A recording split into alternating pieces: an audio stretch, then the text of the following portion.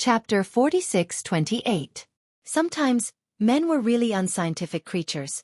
They were not like women, who always used skincare products and did not pay attention to their skincare, yet they appeared much younger than their actual age. Most importantly, Yun Tianyu was born with a delicate baby face.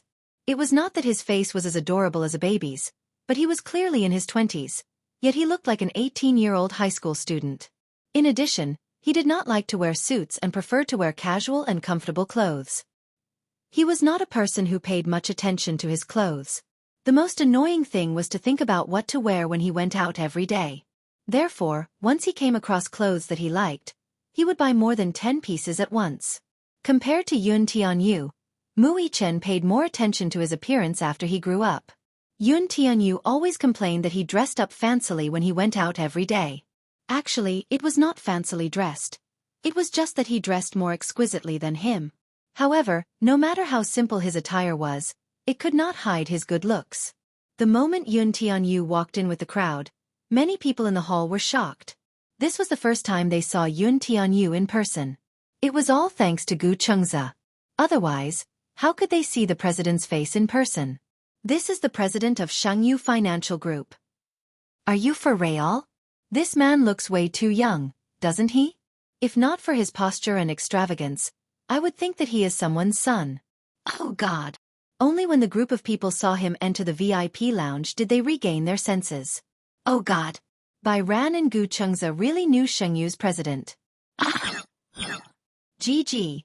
When Yun Tianyu walked into the VIP room, he saw the director repeatedly apologizing to Gu Chengzi. He frowned and asked quizzically, "What's wrong?" Bai Ran raised her head and saw a handsome young man walking in. She thought that he was someone who had just graduated from high school, but when she saw him greet Gu Chengzi with a clear and mature voice, she realized that this man was in his 20s. He should be the friend that Gu Chengzi mentioned, right? It was said that he was a senior executive in Xianghu Financial Group. As for his position, she did not ask too much.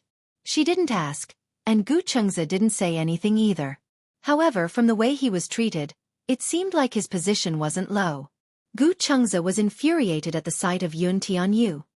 The reception at the Spring River Royal Seals sales office is too lacking. Yun Tianyu raised a brow. What's wrong? When I said that I wanted to buy a house with a 50% discount, they mocked and ridiculed me.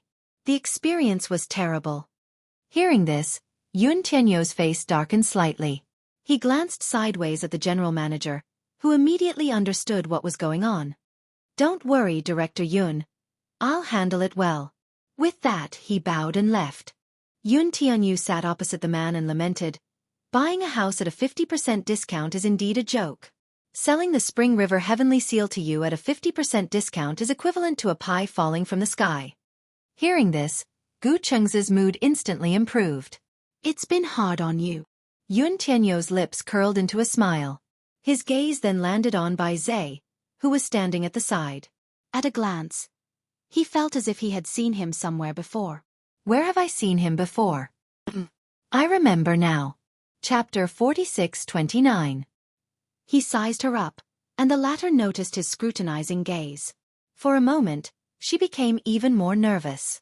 What's wrong? Bai Ran tugged at Gu Chengzi's sleeve gently and asked carefully, why does he keep staring at me? Yun Tianyu chuckled. Because you're pretty. Ah. She felt awkward for a moment. She had clearly lowered her voice, but she did not expect him to hear it. He actually answered her so bluntly.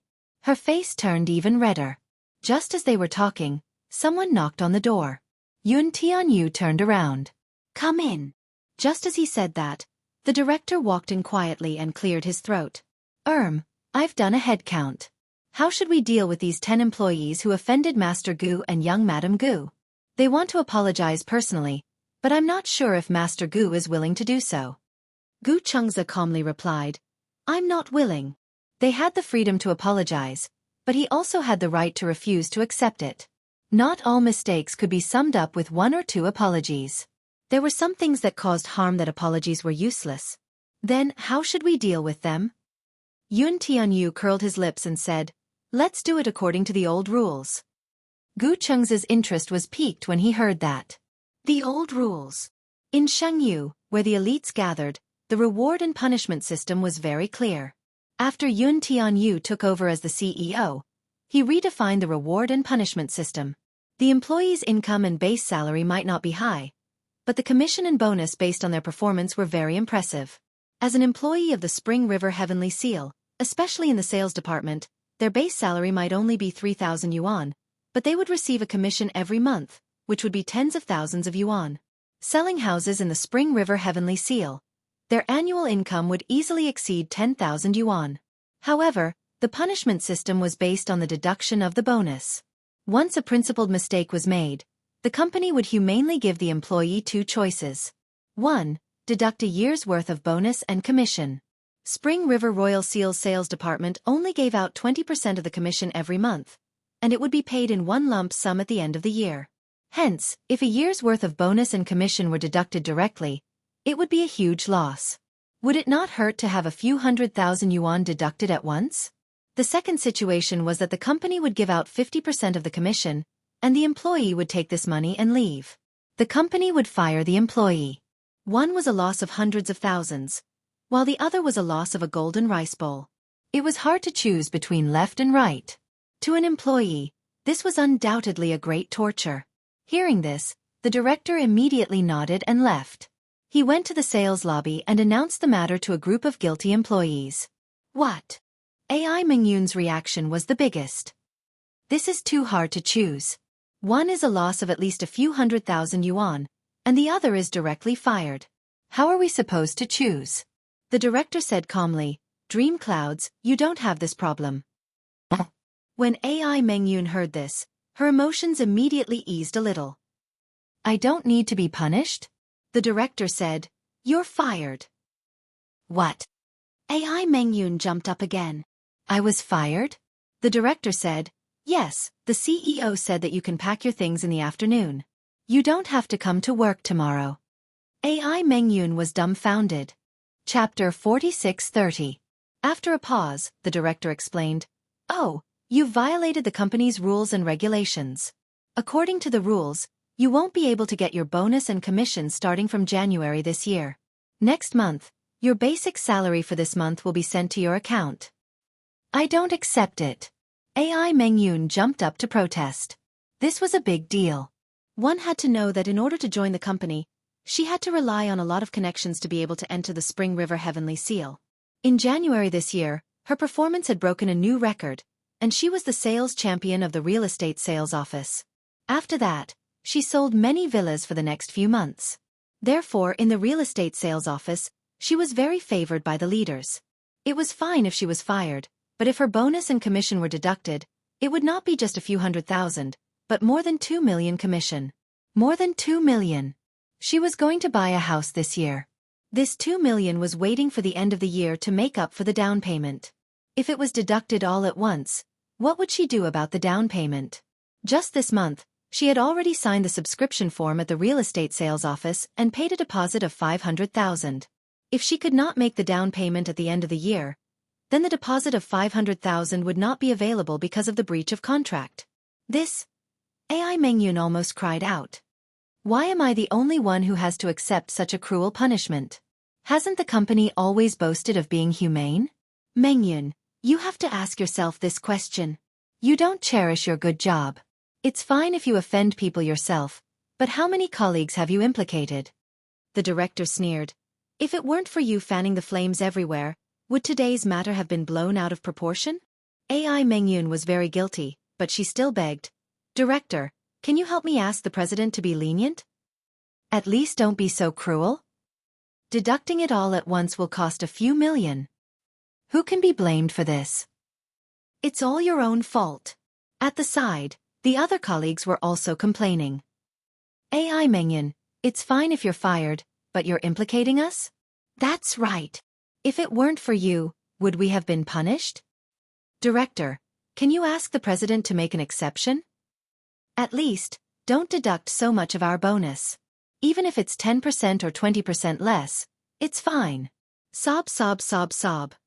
There were already female colleagues who were so sad that they were crying. Sob, sob, sob. I was the champion last month. I've deducted a year's worth of hard-earned money.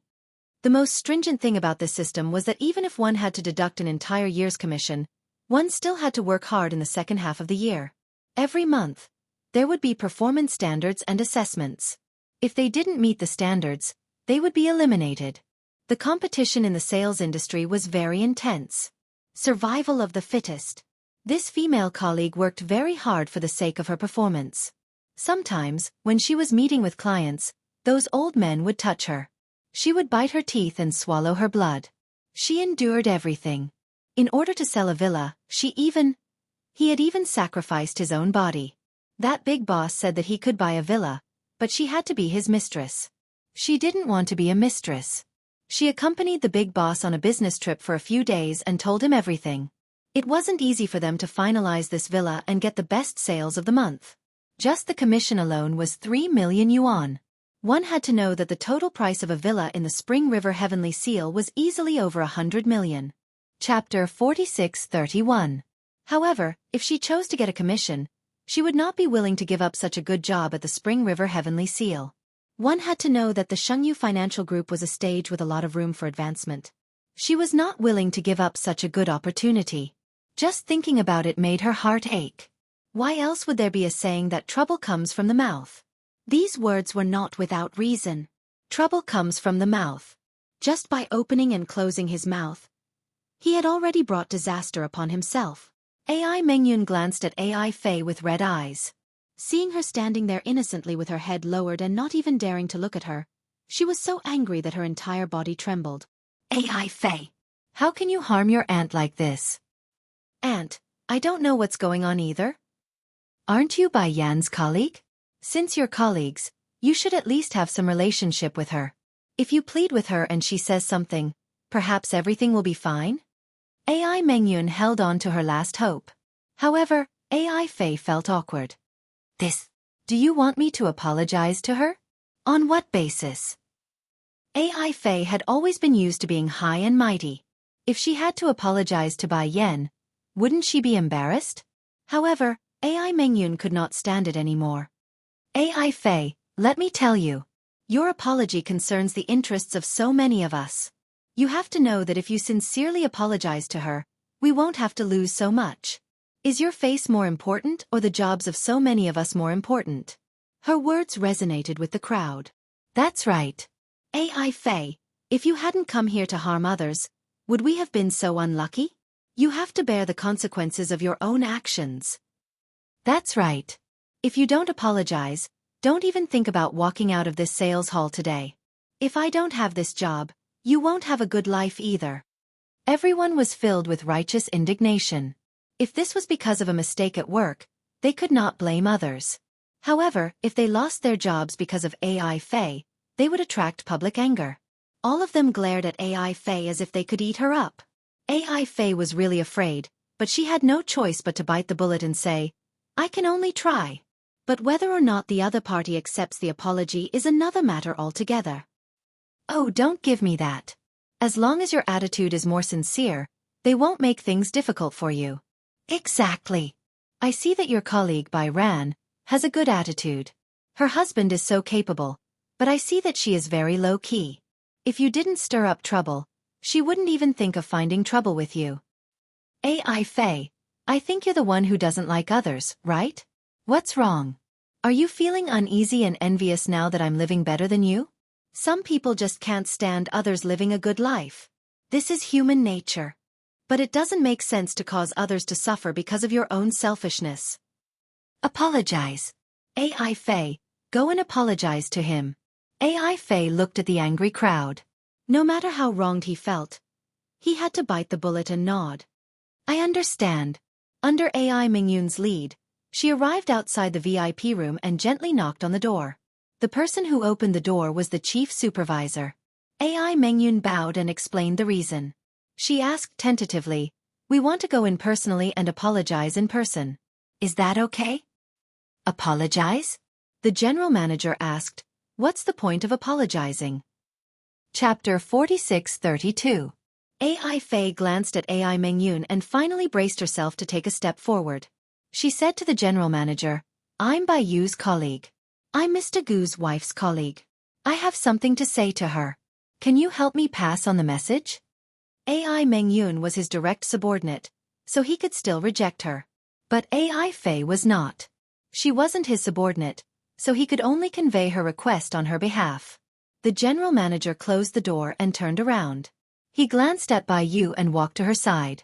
He bent down and said softly, "Someone is looking for you outside. She said she's your colleague and her name is AI Fei. She said she has something to say to you." Bai Yu frowned when she heard that. She was originally choosing a house, but when she heard the general manager say that, she guessed that it was because of the punishment. He was here to plead for mercy. Bai Yu glanced at Xianxia, who immediately understood. "Go ahead." Bai Yu stood up and walked to the door. When she opened the door, she saw AI Mengyun and AI Fei standing outside with different expressions. When AI Mengyun saw her walk out, she became even more uneasy. Her face was flushed, and her eyes were filled with guilt and embarrassment. "I'm sorry. Just now, I looked down on you." Bai Yu frowned when she heard that. She could not help but say, "I think there's no need to apologize. Once some damage is done, it's useless no matter how many apologies you say." AI Mengyun was even more embarrassed. I didn't have a good attitude. I'm very sorry. Your company's punishment system was not set by me. Your superior gave you such a punishment system not because you offended me, but because you lack professionalism in treating your customers. This has a negative impact on the company, so the punishment is like this. So, it's useless for you to ask me to plead for mercy. I'm an outsider. I have no right to interfere with a company's reward and punishment system. Do you understand? AI Fei said anxiously, "But isn't your husband friends with President Yun? If he can plead for mercy on our behalf, won't it be useful?" Bai Yu found this interesting and said doubtfully, "Why do you want others to bear the responsibility for your mistakes? My husband didn't do anything wrong. He's innocent. It's because you didn't treat your customers responsibly and didn't perform your duties. That's why the superior gave you such a punishment." Moreover, the punishment was clear. The employees who did not make any mistakes would not be punished. The ones who were punished were all those who were involved. I don't think there was anything wrong with such a punishment. Why should my husband plead for you? What Bai Hao had just said was reasonable and flawless. AI Mingyun's face was half red and half green, but she didn't know how to reply. AI Fei was angry. "Bai Yan, how can you be so impersonal? Just say a few words on our behalf and settle it. It's just a piece of cake for you. Don't you think it's troublesome? Or are you happy to see us so unlucky? So many people have lost their jobs because of you. Are you proud of that?" "Because of me." Chapter 46-33. AI Fei, please get your facts straight. Who is it that caused them to lose their jobs? It's you who brought your personal grudge into someone else's work. You should be the one apologizing, yet you're trying to morally kidnap me? Bai Sheng's words were so eloquent that AI Fei had no reason to refute him. AI Mengyun, who was listening from the side, was extremely anxious. She was only concerned about her own interests now. AI Fei's fate had nothing to do with her. That was half of her assets.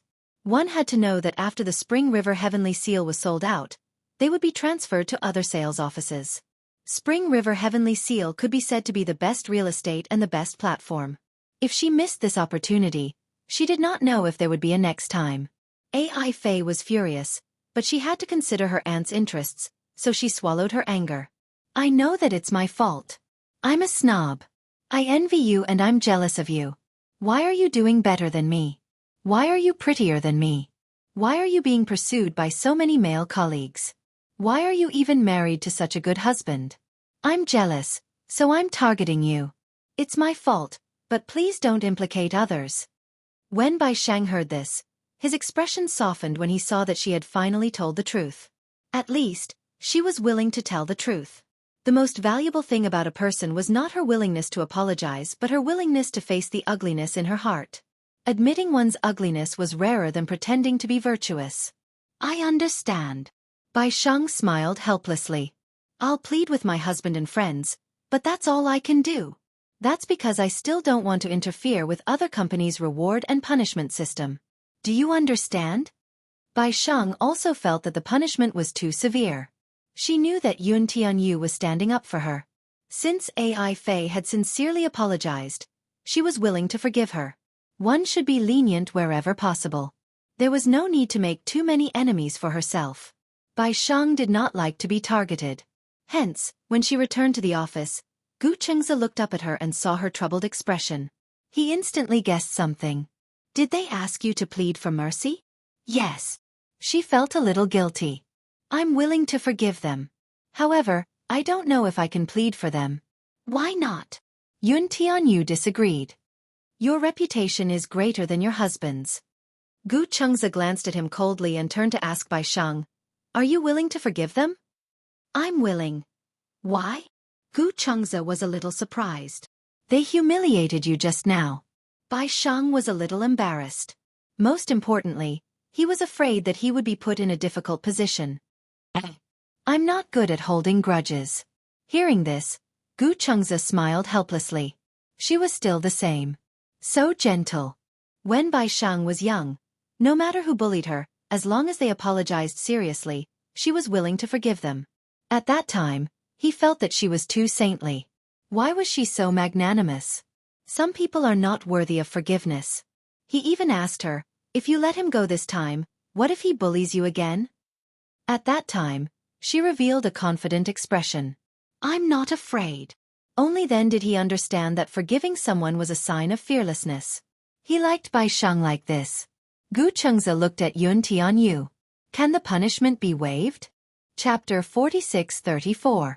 When Bai Shang heard this, he lowered his eyes helplessly. She had tried her best. If Yun Tianyu was unwilling, she would not force him.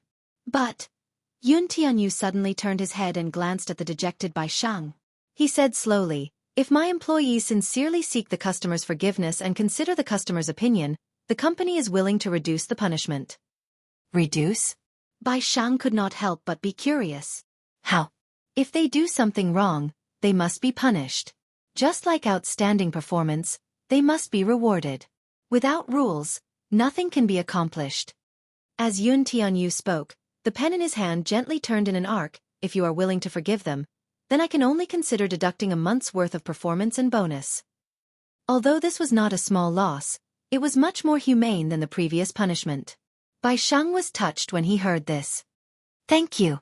I should thank you on behalf of my employees. Yun Tianyu said seriously, Bai Shang, you are very kind for being willing to forgive their rudeness and neglect.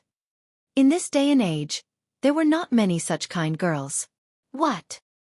Is that true? In the hall, a group of people surrounded the sales director with tears of gratitude. The sales director glanced at them unhappily. Can I lie about military intelligence? Most importantly, the customer is magnanimous and forgave you. The company considered the customer's opinion and reduced the punishment. However, let me give you a piece of advice. Don't let this happen again. If you meet such a good-tempered customer, you won't be able to meet another one. The company has its rules and regulations. This time, you have obtained the customer's forgiveness, and the customer has also pleaded for mercy on your behalf. If there is a next time, you can pack up and leave. Wow! The group of people cheered. Although a month's bonus and performance was still deducted, this was different. Only after experiencing despair could they cherish it. After the group of people cheered, they started to feel deeply regretful. They had humiliated Bai Shang previously, but she had repaid evil with kindness. It was impossible to say that they were not ashamed at all. They blamed themselves more and more. Many of them wanted to apologize to Bai Shang personally. Ai Fei glanced at Ai Mengyun and her eyes suddenly reddened.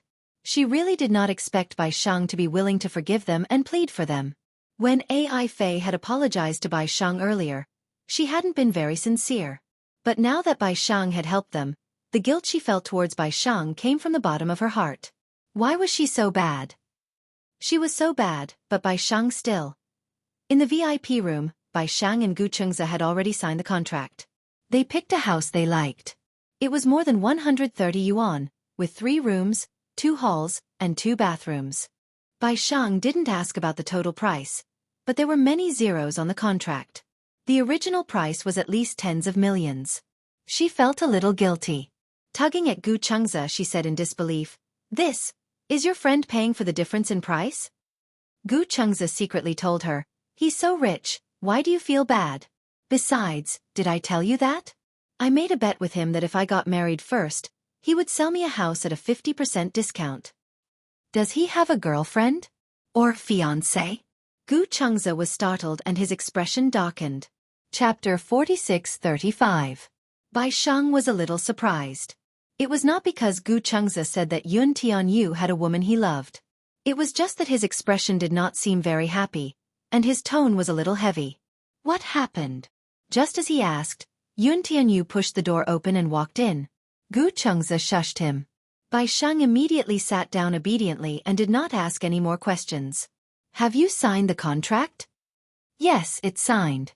Director Yun has spent a lot of money. Yun Tianyu glanced at him coldly and snorted. This is not allowed to happen again. That's for sure. Gu Chengze hugged Bai Sheng's shoulders and said with a smile, Anyway, I don't intend to get married a second time. His satisfied expression made it seem as if he had the whole world with Bai Sheng. Gu Chengze casually handed the contract to Yun Tianyu. The director had been waiting for a long time at the side. Yun Tianyu handed the contract to him and asked, What's the earliest we can get the property certificate? It'll take 2 working days even if we go through the VIP channel. The director immediately said, Director Yun, don't worry. Once the property certificate is ready, I'll personally send it to them. Gu Chengze nodded in satisfaction. As expected of Spring River Heavenly Seal. The service is top-notch and 5-star reviews. Yun Tianyu was about to ask him to get lost when he asked Gu Chengze very seriously. I saw an advertisement at the entrance. The first customer to complete the transaction every day will get a house full of appliances. Is that true? Yun Tianyu gave a fake smile. Gu Chengze, I think you can be more shameless. Then will the house full of green plants be given as well? Bai Sheng. She felt that they might be chased out in the next second. Hey! She did not know whether to laugh or cry as she tugged at Gu Chengze's sleeve and asked worriedly, Will we be chased out? You won't. Yun Tianyu comforted her gently, but in the next second, his tone turned cold. But he will. Don't. I'm not greedy anymore. Don't chase me out. It's so hot outside. We've bought the house. Is there anything else? No. Then get lost. Yun Tianyu said coldly, I don't want to see you again for a week. When Gu Chengze and Bai Sheng left the sales office, a row of sales staff in uniform stood at the door. They had different expressions, but their faces were filled with guilt. AI Mengyun and AI Mengyun. AI? Bai Sheng's eyes widened in surprise. Then, he looked at the row of people standing behind her. There were so many people. Why were they standing at the door? AI Fei's eyes and face suddenly turned red. Chapter 46-36. Ah! Bai Sheng was a little surprised. So your apology wasn't serious? I didn't hear it. I thought you guys were serious about apologizing. As Bai Sheng spoke, she smiled and frowned helplessly. I'm actually not a person who's good at holding grudges. Because life is already so difficult. If you have to remember and fuss over anything that doesn't go your way, don't you feel tired? AI Fei looked at her in a daze. I'm actually not that generous, but I can't be bothered to fight with others. AI Fei, I accept your apology. I hope that when we meet again at the company, we can be friends. As Bai Sheng spoke, she suddenly thought of something. She looked at AI Fei and then at Gu Chengze beside her. She said word by word, Actually, you don't have to be envious of me. Many times, meeting anyone is sometimes a coincidence, and sometimes it's inevitable. I admit that I'm very lucky to have met my husband, but I don't think it's worth being jealous of. If you can't meet the person you think is outstanding, then make yourself an outstanding person. AI Fei nodded silently. Bai Sheng said to Gu Chengze, Shall we go back? Okay. Gu Chengze put his arm around Bai Sheng's shoulder, and the two of them walked to the parking lot. They got into the car and left under the gaze of a group of people. AI Mengyun looked at the departing phaeton and heaved a sigh of relief. Today's incident was a false alarm. On Monday, when Bai Sheng arrived at work, there was a box of skim milk on the table. She picked it up and there was a post-it note on it. Thank you. Smiley face, Bai Sheng immediately understood who had sent this box of milk. She glanced at AI Fei. AI Fei sensed her gaze and lowered her head in embarrassment. At noon, Bai Shang took the initiative to walk to Ai Fei's seat and asked, "Do you mind if I sit here?" "No. I don't mind." "If you don't mind, what's there to mind? It's indeed a little boring to eat alone." Bai Shang sat down opposite her. Ai Fei was even more embarrassed. After all, they had some grudges from before. However, Bai Shang was generous and had no intention of bearing a grudge. Ai Fei gradually relaxed. "Bai Shang, your husband really dotes on you. Also, he's so handsome. Did you guys really meet on a blind date?" Bai Shang nodded. She was also a little absent-minded. "My marriage with him can be considered a coincidence, right?" "What kind of accident?" Ai Fei wasn't in a hurry to find out about her relationship with Xianxia. Instead, she was more curious. "You're still so young and have just graduated. Why are you already going on blind dates?" "My aunt forced me to do it." Bai Shang briefly explained the reason why Yi Yuqin forced her to go on blind dates after she graduated. "Oh my god, isn't your aunt's family a little too extreme?" Ai Fei began to complain on her behalf. "What's the difference between you and a blood-sucking bug?"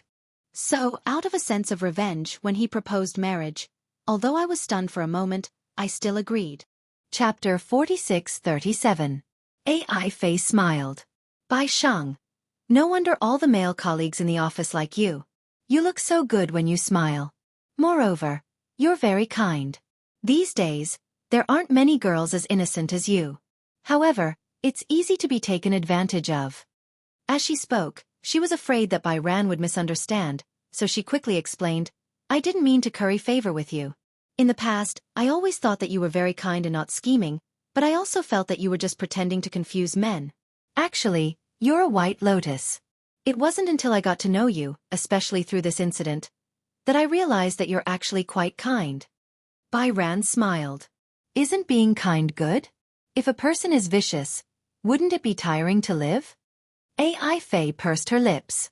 "Actually, I should be considered a vicious girl, right? Look, I'm criticizing you on purpose and thinking of you as such a bad person. I actually believe in Sun Zi's words. Human nature is evil. Mencia said that human nature is good, but I feel that human nature is evil. However, through education and nurturing, kindness will eventually replace that evil. There are no absolutely kind people, nor are there absolutely evil people." Ai Fei was a little surprised. "Do you have evil thoughts sometimes?" "Yes," Bai Ran said truthfully. "Sometimes, especially when I'm at my most desperate, I really hope that my aunt will suddenly die one day." She raised her head and looked at Ai Fei. She smiled helplessly. "Are you surprised? I'm not as kind as you think. However, that thought was filtered out of my mind in an instant. But I'll never forget that I actually had such an evil thought." Bai Ran continued, "So I feel that there's no mistake that can't be forgiven. As long as it's not a mistake of principle, as long as you don't offend others, as long as you're forgiven, don't take it to heart." After saying so much, Bai Ran actually hoped that Ai Fei would not take that matter to heart anymore. "Ai Fei, haven't you already apologized to me? Since you've already apologized, don't take it to heart anymore. You don't owe me anymore." Ai Fei was really touched when she heard this. Bai Hao's words sounded long-winded, but he was actually hoping that she would forget those things. "Thank you, Bai Yan," Ai Fei said sincerely. "Can we be friends? Forget all the unpleasantness from before and make new friends." After a pause she added, "If you don't mind, I don't mind." Bai Ran calmly extended his hand to her and smiled. "Hello, I'm Bai Ran. Didn't you say you wanted to make friends again?" Bai Kun smiled and reminded her, "Then let's start by introducing ourselves." Only then did Ai Fei react. She quickly stretched out her hand and held it tightly together. "Hello, I'm Ai Fei." The two of them looked at each other and smiled. This was probably the meaning of the phrase, "A smile erases all enmity." The whole company was in an uproar when Bai Chong and Ai Fei became good friends. Last week, Ai Fei had been targeting Bai Hao. How come they had become friends now? Chapter 46-38. After work, Xianxia came to pick Bai Ran up as usual. Bai Ran was gradually getting used to having him pick her up. At first, she was not used to having someone send her to the company and pick her up from work. But gradually, seeing him at the entrance of the company became such a heartwarming thing. Bai Ran said goodbye to Ai Fei and walked towards Xianxia. Suddenly, her phone rang. She took out her phone in confusion and saw that it was Yi Yuqin calling. She was curious. She had disappeared for so long. Back then, it was Yi Yuqin who asked her to get out of the Yi family. She had thought that she and Yi Yuqin would be strangers. Why was she suddenly calling? Bai Ran hesitated for a moment but still picked up the call and walked towards the car. Seeing that she picked up the call, Xianxia walked to the front passenger seat and opened the door for her. Bai Ran smiled and nodded. However, Yi Yuqin's extremely cold voice came from the other end of the phone. Bai Ran, where are you? Bai Ran sighed and got into the car. She asked calmly, Auntie, why are you looking for me? Bang! A loud sound was heard. The car door closed. Yi Yuqin's questioning voice came from the other end. You're in the car? What's wrong? I heard the car door close. Yi Yuqin finally could not hold it in anymore. Bai Ran, what do you want? Ha! You're a girl and you haven't been home for so many days. Are you trying to rebel? Home. When Bai Yu heard this, he laughed coldly. Is that my home? It never was. Ha! You're all grown up now, aren't you? Do you think that you have a man protecting you so you don't care about me as your auntie? Bai Ran, why don't you think about it carefully? Without me, would you have been able to study to university? Without me, would you have been able to grow up healthily? Bai Ran was speechless. Yi Yuqin's words clearly implied that she was trying to force her to repay her kindness. Bai Ran knew that Yi Yuqin had raised her up because she was indebted to her. However, she did not agree with the second half of the sentence. Auntie, I'm really glad that I grew up healthily. Otherwise, if I fell sick halfway through, you would definitely have thrown me into the wilderness and left me to fend for myself. Although her body wasn't particularly healthy since she was young, she rarely went to the hospital. Most of the time, it was just a minor illness and pain. They could just endure it at home. He did not suffer from any serious illness, so there was no need to worry about him. But Bai Kun's feelings towards Yi Yuqin were very complicated. She was very grateful to Yi Yuqin for raising her, but at the same time, she was very clear that Yi Yuqin had her own selfish reasons for raising her. And this selfishness, she had already made it very clear. She frequently urged her to go on blind dates because she wanted to use her to get a house for her son so that she could prepare for the wedding. Bai Kun's heart had already turned cold. If it was in the past, she would still be grateful to Yi Yuqin. But now, because of this matter, she was not grateful at all. Aunt, why did you call me? Why don't you just tell me the reason? We don't have to go around in circles like this. On the other end, Yi Yuqin's voice was equally impolite. Chapter 46-39. Bai Ran was so angry that she laughed. Am I not the one who has the final say in marriage? You don't have to decide who I want to marry, do you? You're not the one getting married. I'm the one getting married. You don't have to say anything. Okay. It's fine if you don't want a divorce.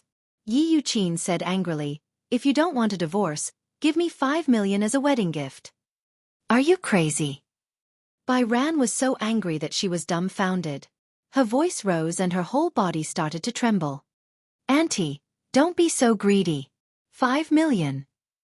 Who would give 5 million to their auntie when they get married? Why not? Yi Yuqin mocked. If the man who marries you doesn't even have the ability to do that, I can only say that you're blind. Bai Ran was so angry that she was confused. It was said that many people were selling their daughters by marrying them off. However, these mothers were still biological mothers. This Yi Yuqin was nothing. She was just her auntie who raised her. She admitted that she was grateful. Why did she have to force her to repay her kindness?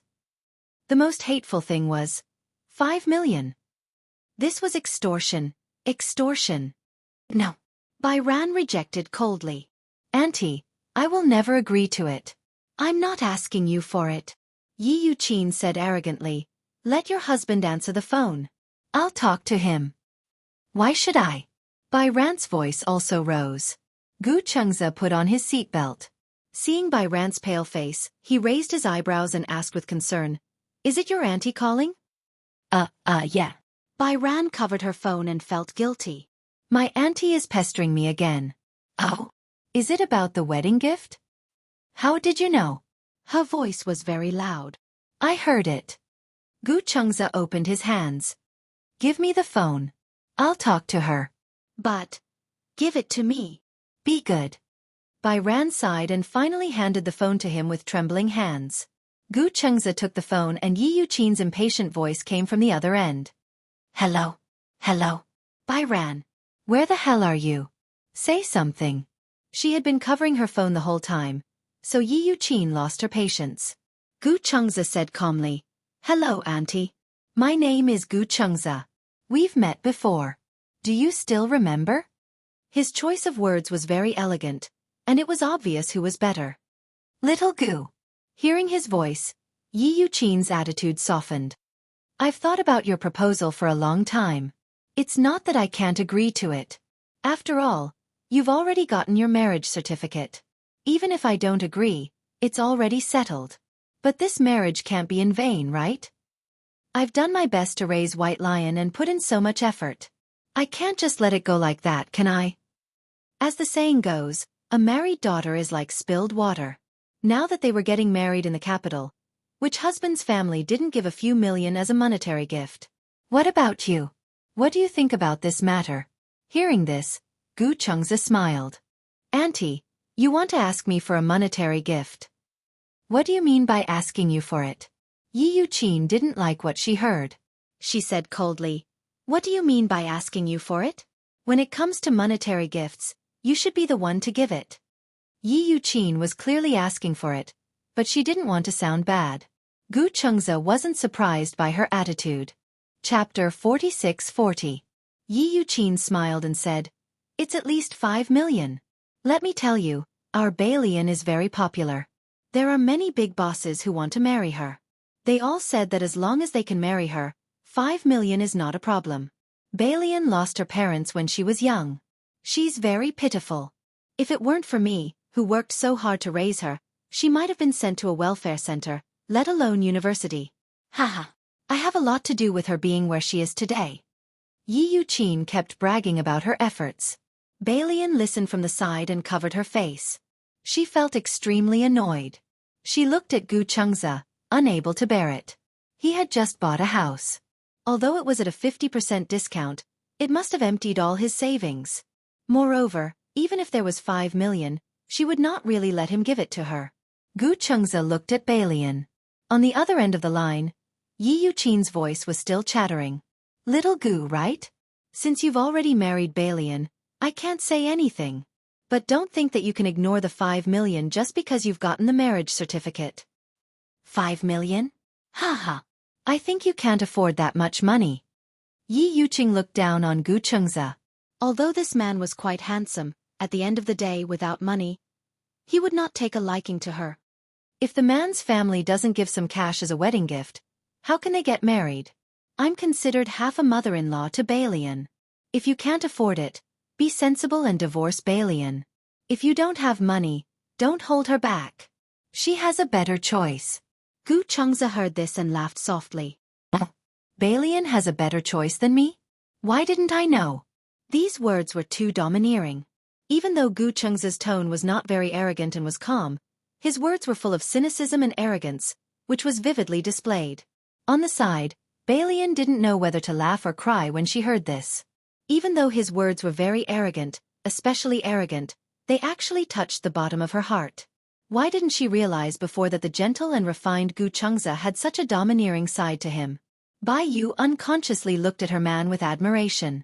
Gu Chengze held the phone. On the other end, Yi Yuqin was stunned by his words. After a long pause she sneered. What? I said, there's no better choice than me. I am the best choice for Bai Yan. So, from now on, I will be responsible for her marriage. You don't have to worry about it. So, you don't want to give me the monetary gift? I didn't say no. Gu Chengze asked again, seeing how you raised Balian, I will give you a monetary gift. However, I don't quite understand the amount of 5 million. What's there to not understand? Reason. Gu Chengze raised his eyebrows. What do you plan to do with this 5 million? Just tell me if you can afford it. Gu Chengze smiled. If you can give me a reasonable explanation, I can afford 5 million. Bai Hao was startled. Did he just promise Yi Yuqin that? Gu Chengza. Sure. Chapter 46-41. Okay, I'll give you a reasonable explanation. Yi Yuqin sat down and went over the accounts with Gu Chengza. When we were young, Bai Ran needed money to eat, right? She also needed money to wear it, right? She needed money to use it, and so did her school fees, right? I had to pay for 2 children's school fees, and that was a huge expense. Yeah. Bai Ran was disgusted when she heard that. Oh my God. Did she have to calculate money for that too? Ever since she was young, she and her cousin ate dumplings and wore what Yi Yuqin left behind. Speaking of wearing, the school uniforms when she was young cost money. They weren't expensive, only a few dozen yuan for a set, and 100 yuan for a full set of winter and summer clothes. Yi Yuqin didn't pay, so she was the only one in the whole school who didn't have a school uniform. That wasn't all. What kind of clothes were Yi Yuqin's leftover clothes? They were gaudy, old-fashioned, and too big. However, Yi Yuqin didn't have much money at that time, so she didn't have any extra money to spend on clothes. She could understand that, and she never complained. However, now that she was using this to calculate money, she didn't understand why her aunt's style clothes were worth money. Needless to say, they were used. Sometimes, after school, Bai Ran would deliberately stay behind to clean up. It wasn't because she was diligent, but because she would sweep around the classroom and secretly take the pencils and erasers that some students had left in the recycling bin. They were still usable and old. Because she didn't have any. Some students were lazy, and when their pencils were bald, they wouldn't be happy to use them again. Bai Ran would take them, cut them with a knife, and use them for herself. When she was young, she had to practice writing with a fountain pen, but the fountain pens at that time were very expensive. When she went home and asked Yi Yuqin for money to buy one, Yi Yuqin would use all kinds of excuses to say that she didn't have money. The only fountain pen she used in high school was given to her by her homeroom teacher. That was because she saw Bai Ran using a pencil in her writing class. She was too embarrassed to say that because of her shyness, the other children in the class all used fountain pens, but she was the only one who used a shabby pencil. Therefore, she gave her an extra fountain pen. This fountain pen was very durable, and it was not easy to get, so Bai Ran had always treasured it. This fountain pen accompanied her to university. Later, when the tip of the pen broke, she kept it in her notebook. Let's talk about eating later. Bai Ran had never participated in any of the class activities, such as the spring and autumn excursions, summer camps, or winter camps. This was especially true for the summer and winter camps. At that time, the quota depended on results.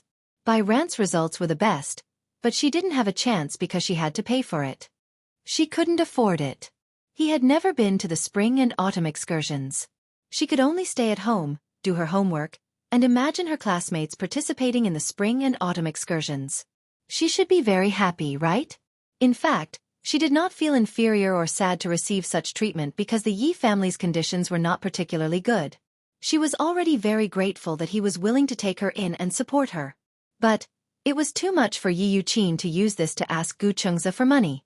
Bai Ran was furious, but Yi Yuqin continued. When I was young, Bai Ran's parents had an accident, and I followed them. That was also money, right? And, Bai Ran was admitted to a university. In order to raise her tuition fees, I almost sacrificed my son's chance to study. Chapter 46-42. Just think about it. With Yi Yuqin's desire for her son to succeed, if her disappointing son had the chance to go to university, would she be willing to let him go? When she was admitted to university, he was in the middle school exams. In the end, he did not even get into a decent high school. When she first received the graduation notice, Yi Yuqin thought it was for her son. When she realized it was for her, her face fell. The first thing she said was to stop studying and go out to work.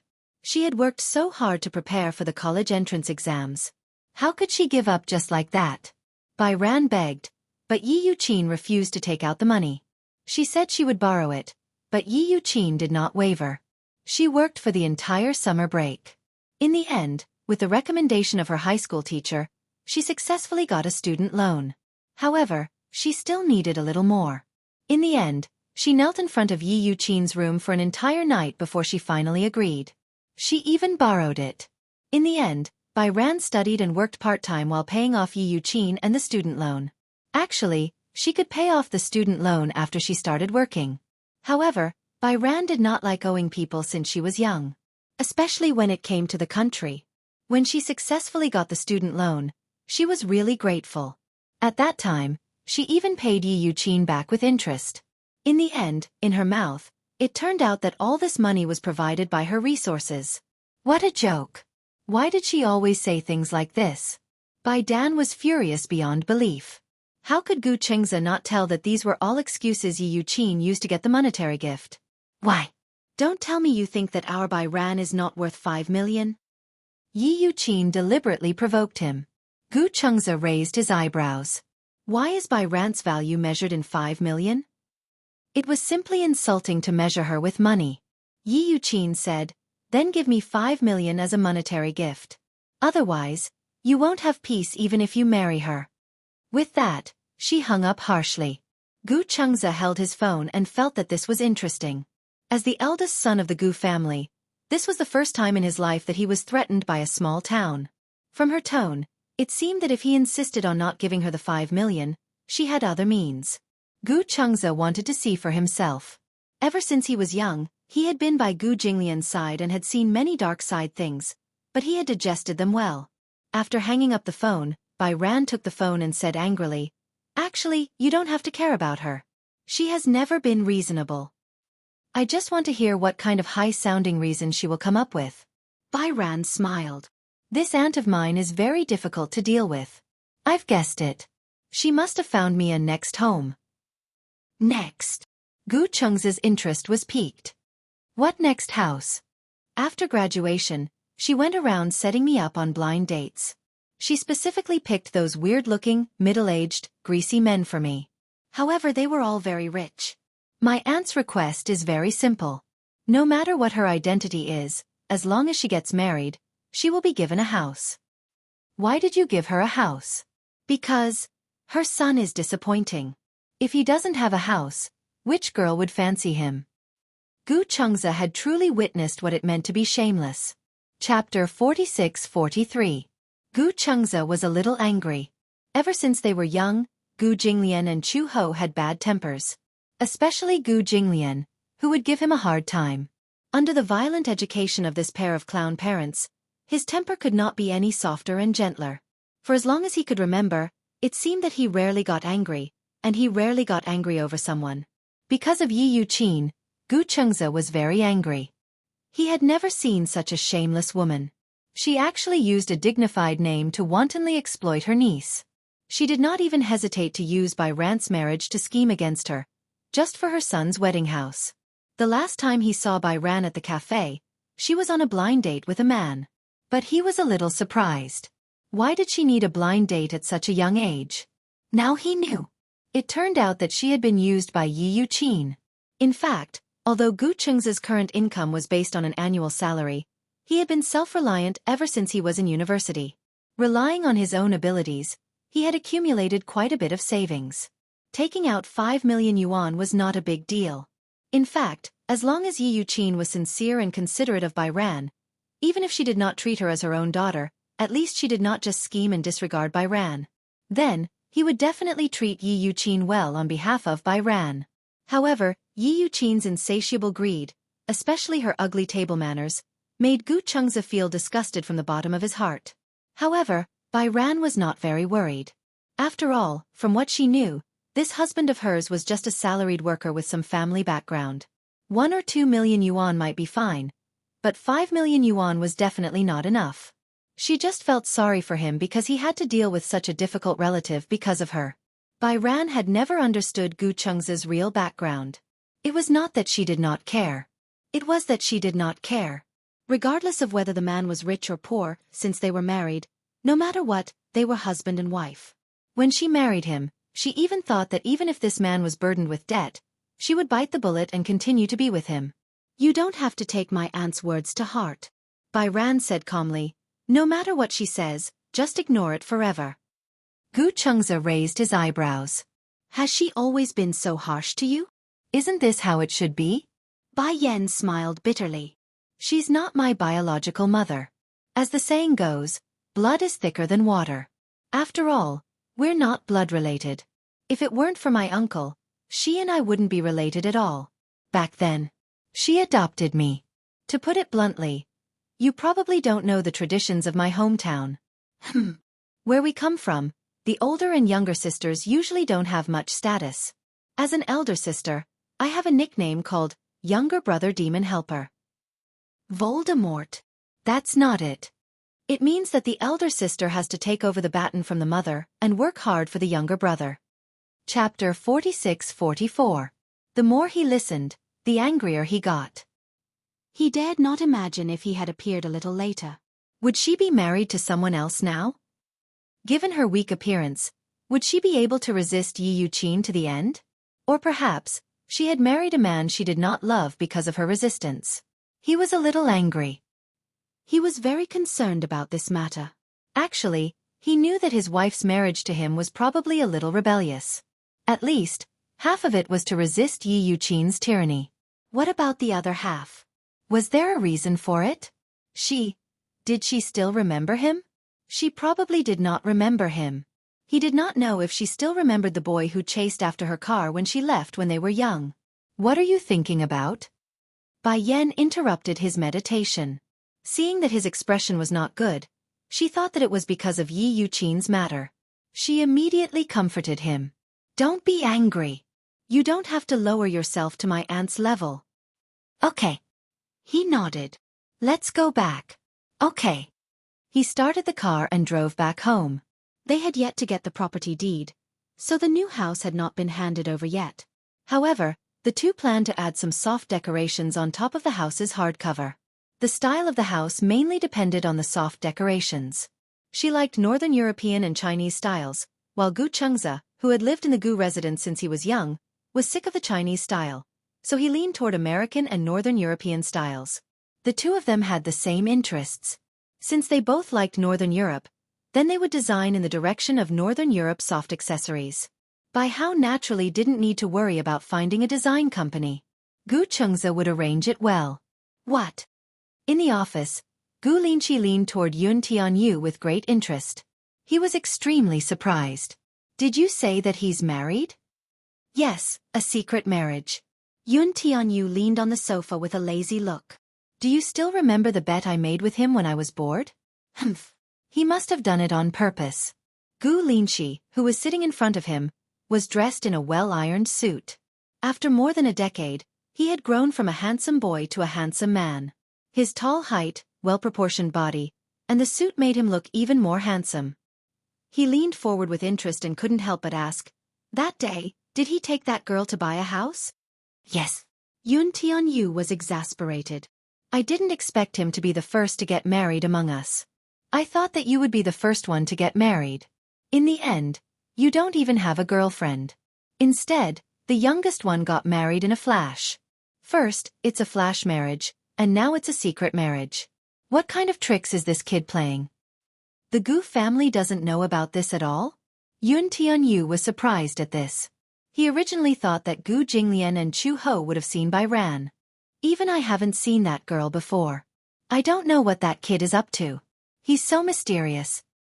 Yun Tianyu furrowed his brows. Are you really brothers? Yes.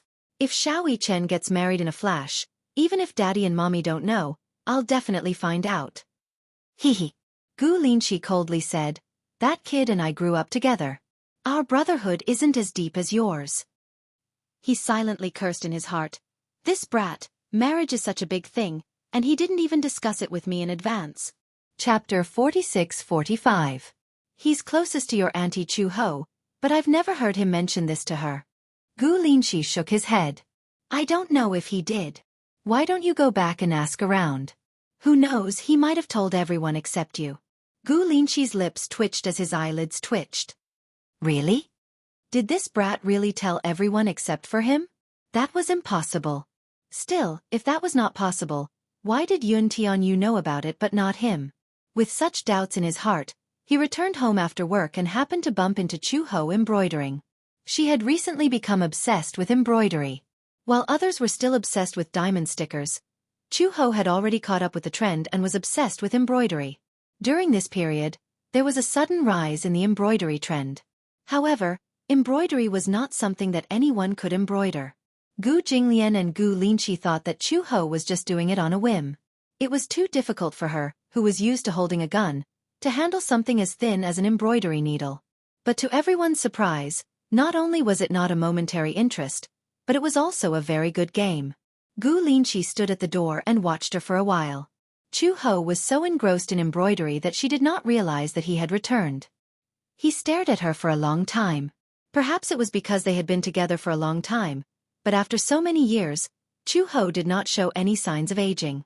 She and Gu Jinglian seemed to have used some kind of immortality method. Other than their facial features becoming more mature and their smile showing some wrinkles, there were no other changes. Chu Ho did not usually do any expensive skincare. Other than a few creams, she did not learn from the other rich ladies to plant golden thread or inject sheep placenta into her body. Instead, she exercised frequently. Chu Ho had been training since she was young. If she did not exercise during her free time, Chu Ho would feel especially lethargic. After so many years, Gu Jinglian did not change much other than his character becoming more mature. Rather than saying that he was steady, it would be better to say that he had already stepped into the life of an old man. In the morning, she held Chu Ho's hand and went for a walk. When she was running, he would carry the birdcage in the park and enjoy the morning breeze. Gu Jinglian was obsessed with raising parrots. Raising a parrot was one thing, but other people were walking a dog, but he insisted on walking a bird. Therefore, Gu Linqi said that Gu Jinglian was already an old man. "Brother, why are you back so early today?" Gu Xinghan's voice sounded. Upon hearing this, Chu He immediately raised her head and turned to look at the man. In the afternoon, the man was taking an afternoon nap on the recliner. When he saw that Gu Linqi had returned, he yawned lazily and sat up. Gu Xinghan had just turned 16 and was in the prime of his life. On his young but slightly immature handsome face, there was an innate rebellious and perverse look. Gu Xinghan was very rebellious, like an insufferably arrogant little devil. He seemed to have inexhaustible energy. Now, he had become Gu Jinglian's biggest headache. Chapter 46-46. When they were young, Gu Xinghan and Gu Linga looked quite alike. As they grew older, the difference in their looks began to be like heaven and earth. Gu Linga looked especially like Gu Jinglian. She had a bright appearance, especially her peach blossom eyes. She had inherited Gu Jinglian's exquisite eye shape, but she had a natural charm that girls should have. When she was young, people often said that if Linga grew up to be like Gu Jinglian, the people proposing marriage would probably trample over the Gu family's doorstep. Gu Jinglian snorted and said lightly, "If Linga grew up, those unscrupulous boys would not even have the chance to cross the Gu family's threshold." Since they were young, Gu Jinglian favored Gu Linga, while Gu Xinghan was closer to Chu Ho. Opposites attract. This rule was so applicable in the Gu family. Gu Jinglian's temper was quite bad, but he could do nothing about Gu Linga. At this moment, Gu Linga said that she wanted to fly a kite, so Gu Jinglian eagerly took his precious daughter to the park. Chu Ho was left at home to embroider, while Gu Xinghan took a nap and accompanied her. "Linqi, why are you back so early today?" She was a little surprised. Gu Linqi casually put his briefcase on the table and smiled. "There's nothing to do at the company, so I came back early." Chu Ho nodded and took out her embroidery work as if it was a treasure. She leaned in front of him and said proudly, "Look, how is my embroidery?" Very good. You're too perfunctory. You didn't even look at it much." Gu Linqi was helpless. "Mom, you know that I don't know anything about embroidery. As long as it's embroidered by you, I think it looks good." Chu Ho smiled and did not blame him. She took the embroidery back to the table and began to embroider seriously. Gu Xinghan yawned again. "Mom, you've been embroidering with your head down. Isn't your neck sore?" "It's not sore. Be careful of cervical spondylosis." Chu Ho glared at him. Gu Xinghan felt guilty from the stare and whistled. "Pretend I didn't say anything. I'm just concerned." Gu Linqi suddenly asked, "Mom, has Chengza been back recently?" "Him." Chu Ho looked up, narrowed his eyes and said, I almost forgot about him if you didn't mention him." "Ha ha ha." If second brother heard this, he would probably cry in the toilet. "Humph, your second brother's heart isn't so delicate. He cries so easily. It's not like he was a child anymore. I thought that he would come back to visit you soon. Chu-ho was speechless. That brat has almost forgotten all about me and his father. Gu Xinghan could not help but complain again. Aren't you the same as Dad? You've also forgotten about him completely. Chu-ho's face turned slightly red. Don't you dare talk too much. Gu Xinghan quickly raised his hand and patted his face. Big mouth. Mother. I'll slap myself. You don't have to do it. Chu-ho was satisfied. She turned her head and looked at Gu Linshi. Why are you asking about him? Nothing. I saw that he hasn't been home recently, so I'm just asking. Maybe he's busy with work. Chu-ho did not take it to heart. Gu Linshi touched his nose. Haven't you heard from him recently? Didn't he talk to you on the phone? Chapter 46-47. Gu Xinghan said coldly again. Didn't Mother say that she had almost forgotten about second brother completely? Chu-ho glared at him again. Gu Xinghan. Why are you so talkative? Hiya here. I just pity second brother. He doesn't even have a sense of existence anymore. Before Gu Xinghan could finish speaking, he quickly dodged. As expected, Chu-ho picked up the phone beside her and threw it at him. As he dodged, he reached out his hand and accurately caught the phone that she had thrown at him. Mom, your temper is getting worse. Are you going through menopause soon? As soon as Gu Xinghan finished speaking, Chu-ho suddenly stood up and looked furious. Why? Are you itching for a beating? How many days have I not taught you a lesson? Have you become arrogant? Well, I'm going upstairs to read. Gu Xinghan finished speaking resentfully, then walked around her and went upstairs dejectedly.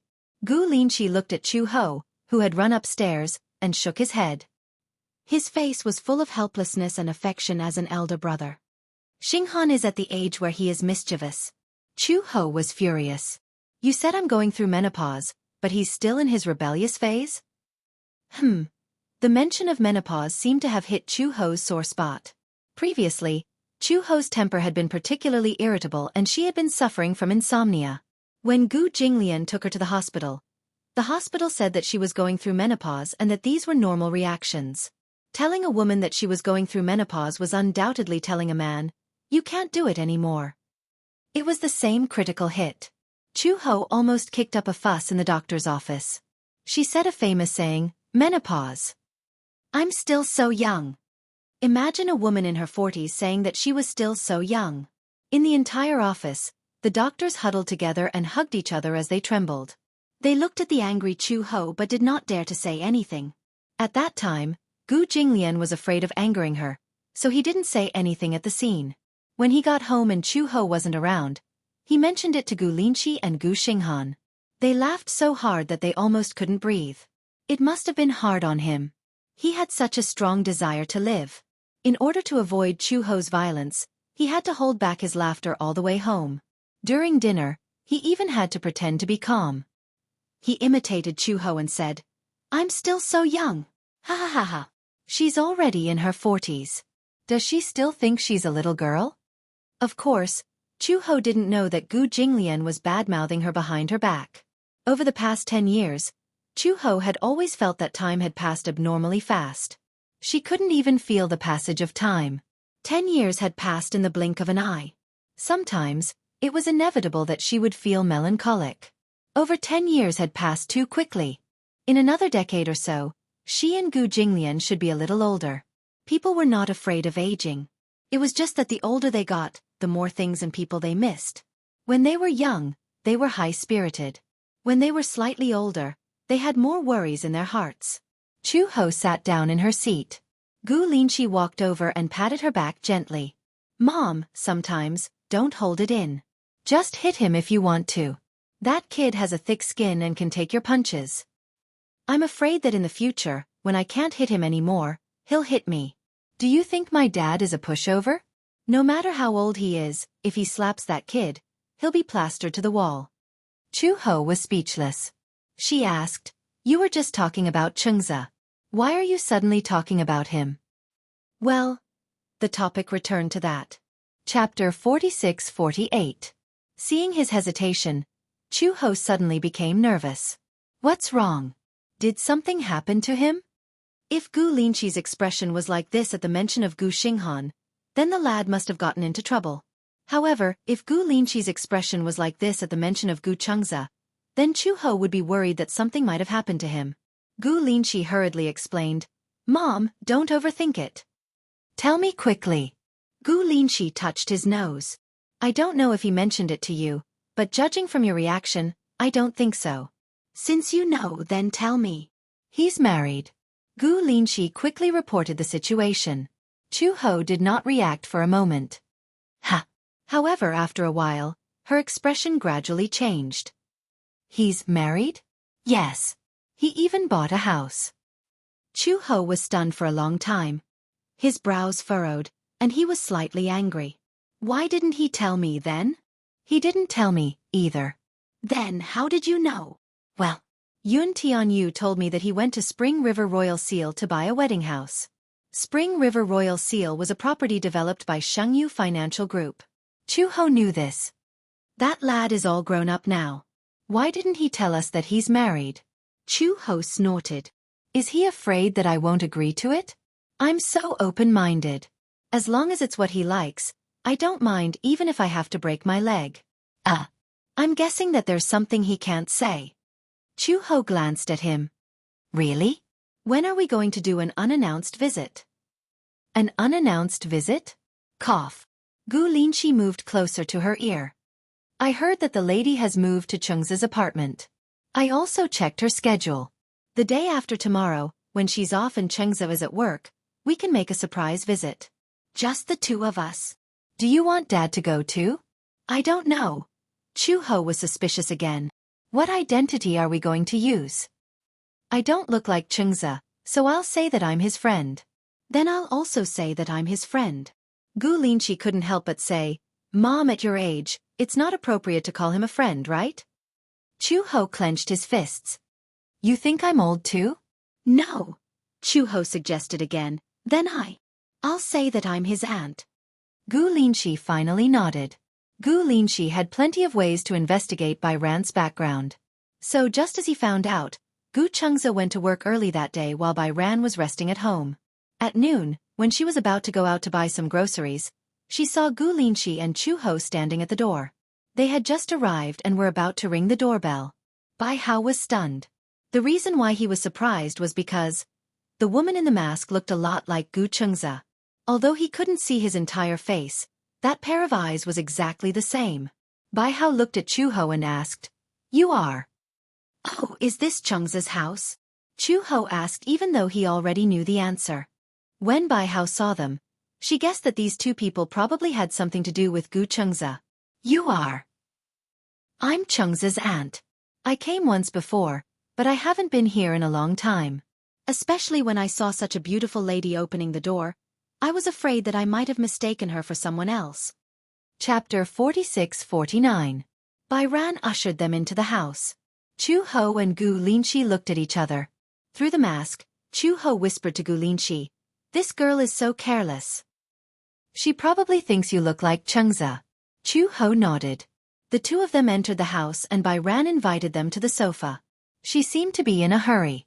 After all, it was her first time receiving elders from her family. She wrung her hands and asked tentatively, Chengza is still at work. Should I call him back?" "Oh, it's okay." Chu Ho quickly waved his hand. Gu Linqi said, "It's okay. We're just here to sit. If he's not here, we'll wait for him to come back from work." Bai Ran was puzzled. Really? Since they were here to look for Gu Chengza, the atmosphere would be awkward if she was alone when he was not around. Chu Ho quickly changed the topic. "Do you have tea?" "Yes." Bai Ran immediately reacted and said apologetically, "I'm sorry. I've been here for so long and I haven't poured you any tea. I'll go boil some water first." "No rush." Gu Linqi watched her go into the study and looked at Chu Ho. Chu Ho nodded approvingly. "Yes, she's quite pretty. It's just that she looks familiar." "Yes." "Her name is Bai Ran." This name sounds familiar too. It had been so long ago that Gu Linqi had almost forgotten that this name had once appeared in his life.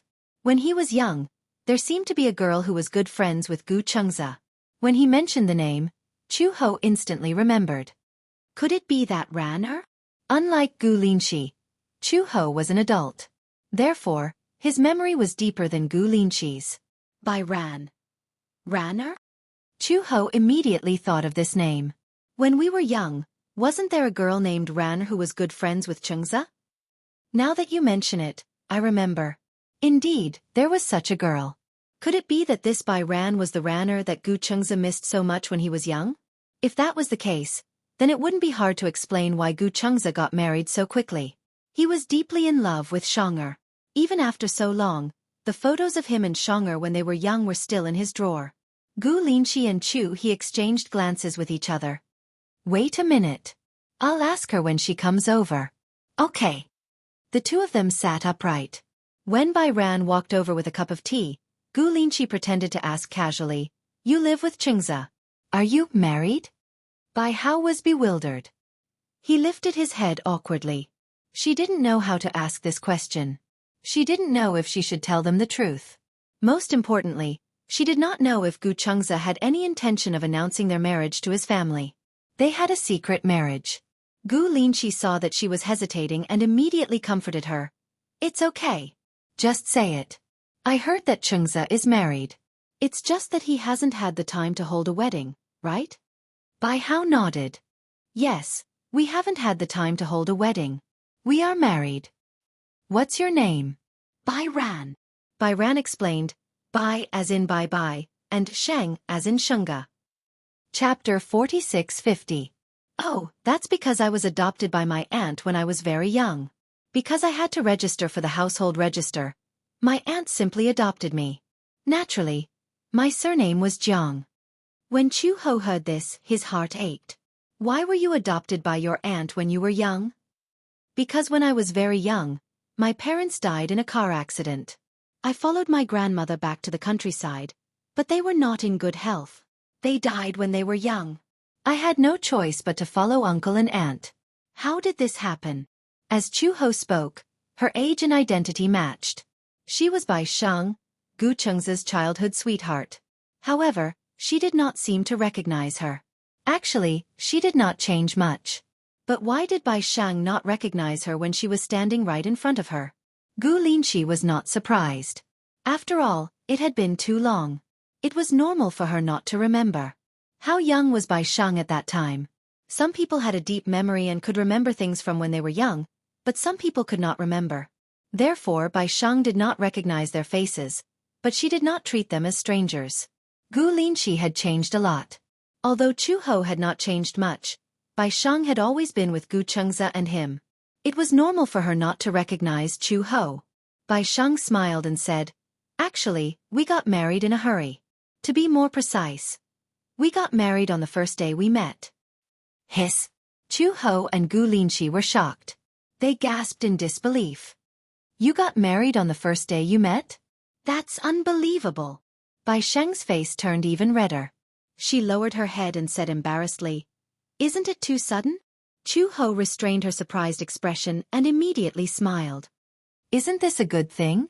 Yes, Chengza has reached the age to get married. You can work hard to have children. Chu Ho could not hide her desire to be a mother-in-law and began to urge them to have children. Hearing this, Bai Sheng's face turned even redder. He hurriedly said, Isn't it too rushed to have a child? I haven't gotten to know him yet. We don't understand each other. We're already married. Wouldn't it be natural for us to have children? Gu Linshi glanced at her coldly. She cursed silently in her heart. Even if you're in a hurry to have a grandchild, you shouldn't be so eager for quick success. He should at least restrain himself a little. What if he scared her? Bai Sheng was a little embarrassed. The awkward thing was that they were being urged to have a child right after they got married. Moreover, this woman was Gu Chengza's aunt. If her mother-in-law urged her to have a child, she would have nothing to complain about. Even his aunt was urging him. It wasn't that she didn't like children, but she wasn't prepared. Uncle and aunt were in a mess now. She didn't know what to do. Her scalp went numb at the thought of her aunt's sky-high monetary gift. She didn't want to implicate Gu Chengza, but if Yi Yuqin really wanted to cause trouble, would Gu Chengza be disappointed and annoyed? Bai Sheng was now confused. She and Gu Chengze had gotten married on a whim. After being impulsive, a series of problems and effects caused by a flash marriage were troublesome. Bai Sheng sighed. Chapter 46:51. Chu Ho wanted to say something, but Gu Linqi nudged her arm and whispered, "Mom, can't you be a little more reserved? Don't push him so blatantly." Only after Gu Linqi's reminder did Chu He restrain herself and quickly chimed in. "There's no rush, there's no rush. This matter really can't be rushed." Bai Ran blushed and lowered her head. She did not know what to say. There was a stalemate. The atmosphere was a little awkward. Seeing Bai Ran so shy, Chu Ho was a little embarrassed too. She smiled stiffly at Gu Linqi and reminded her, "Why don't we leave? You just got here and you want to leave?"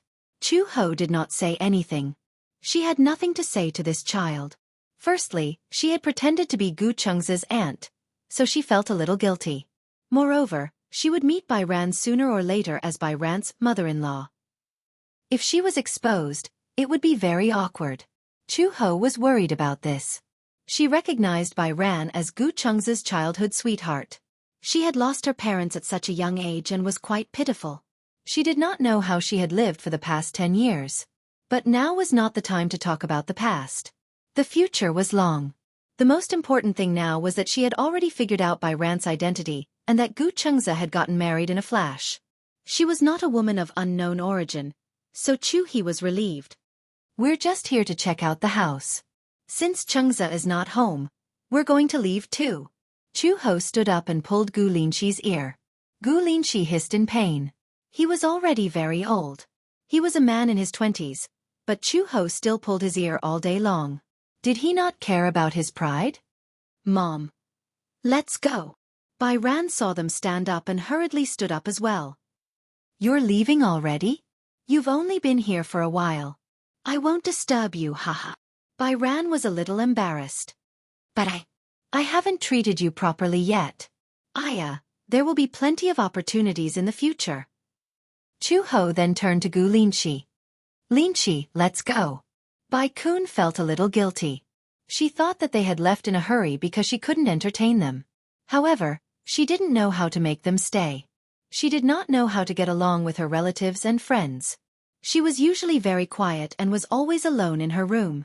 Therefore, she was somewhat at a loss when facing two guests. However, she was too embarrassed to ask them to stay. She walked them to the elevator. Chu Ho repeatedly asked her to go back, but Bai Ran still refused. It was not until they entered the elevator and the door closed that she finally let out a sigh of relief. He was so nervous. Bai Ran returned to the house and hesitated for a moment before calling Gu Chengze.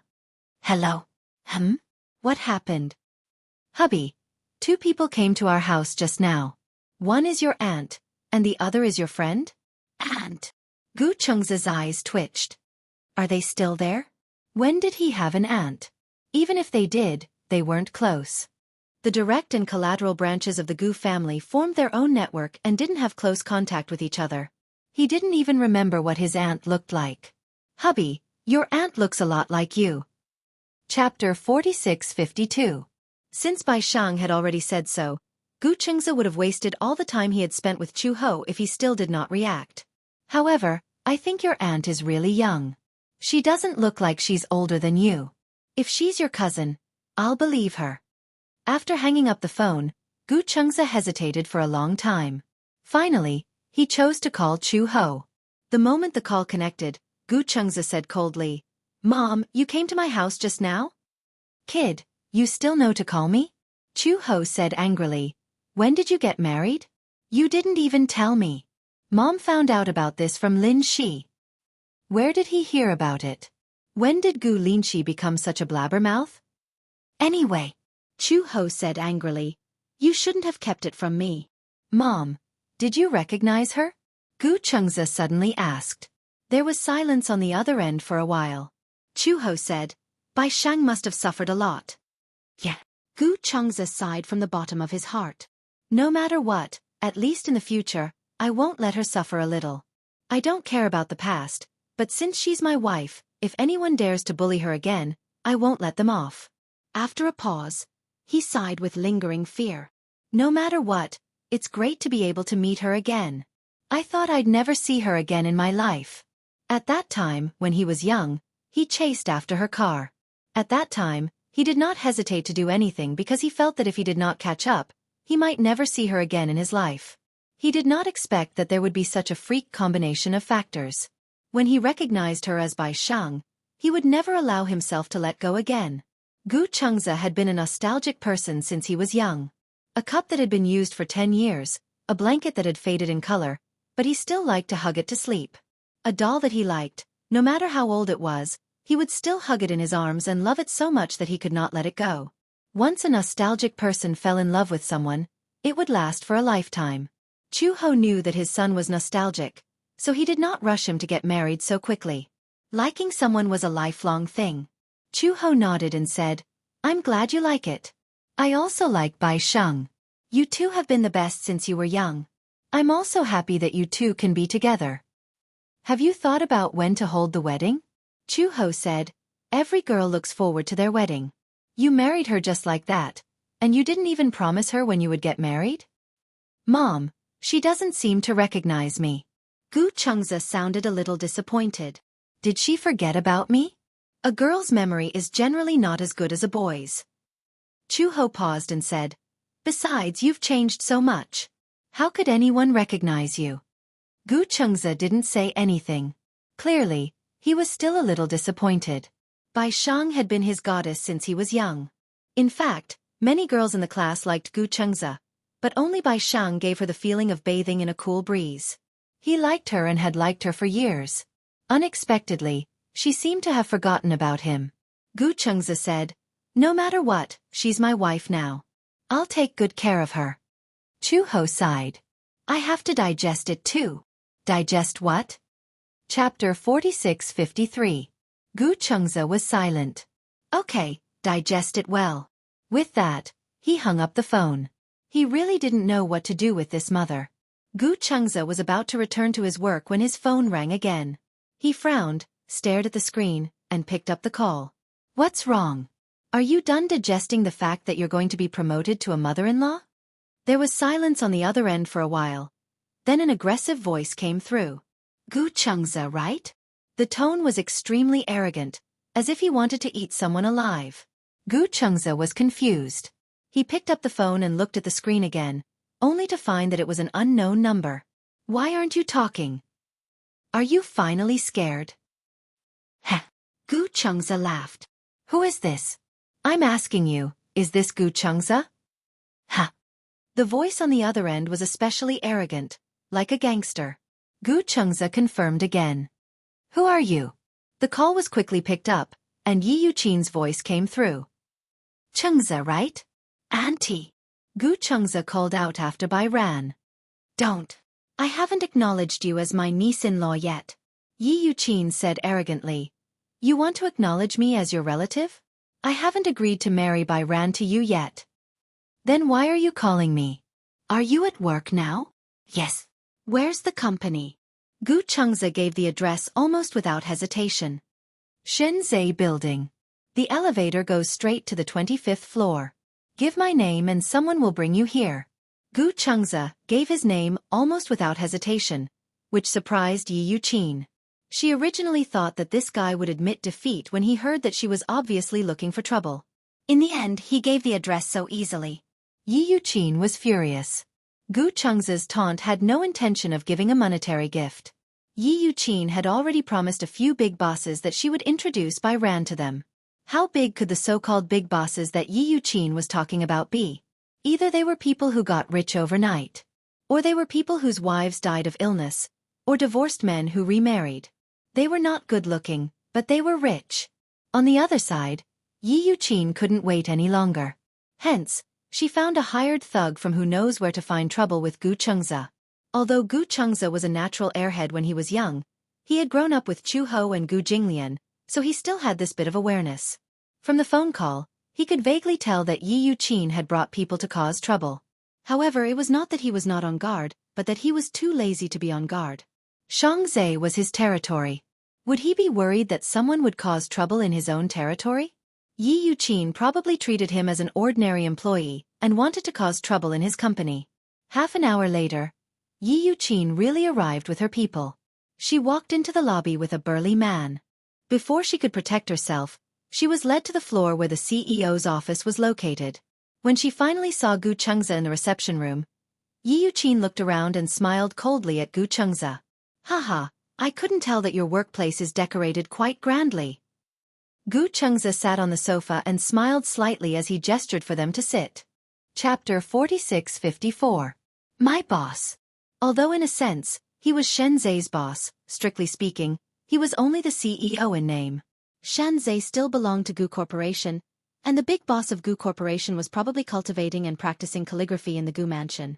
Why do you want him to see you? Huh. I have something to ask him. What is it? I just want to ask if he can still keep his employee after doing such an immoral thing. Immoral? Gu Chengza was really curious and couldn't help but want to find out. He really wanted to know what kind of immorality Yi Yuqin was talking about. You're a marriage scam. Marriage scam? Gu Chengza's lips twitched. You don't have a house or a car. I don't know what kind of tricks you use to trick by you. Nowadays, which family doesn't give a cash gift to buy a house and a car? Gu Chengza touched his nose and said, I bought a house and a car, but I haven't seen any cash gifts. He thought of many things Yi Yuqin would say, but he did not expect to be accused of marriage scam. Why did he want to laugh when he heard that? Yi Yuqin continued, Gu Chengza, I advise you to be sensible and divorce by you quickly. Otherwise, if this matter gets out of hand, you won't be able to survive in this company. He was really not afraid. At the side, the assistant in charge of serving tea looked at Yi Yuqin coldly. What was wrong with her? Couldn't she speak properly? If she could coax Mr. Gu well, she would have nothing to worry about. Some people's horizons were really too narrow, so much so that Yi Yuqin didn't realize that the humble junior sitting in front of her was actually such a big shot. Gu Chengza smiled and nodded. Why should I divorce her? We just got married.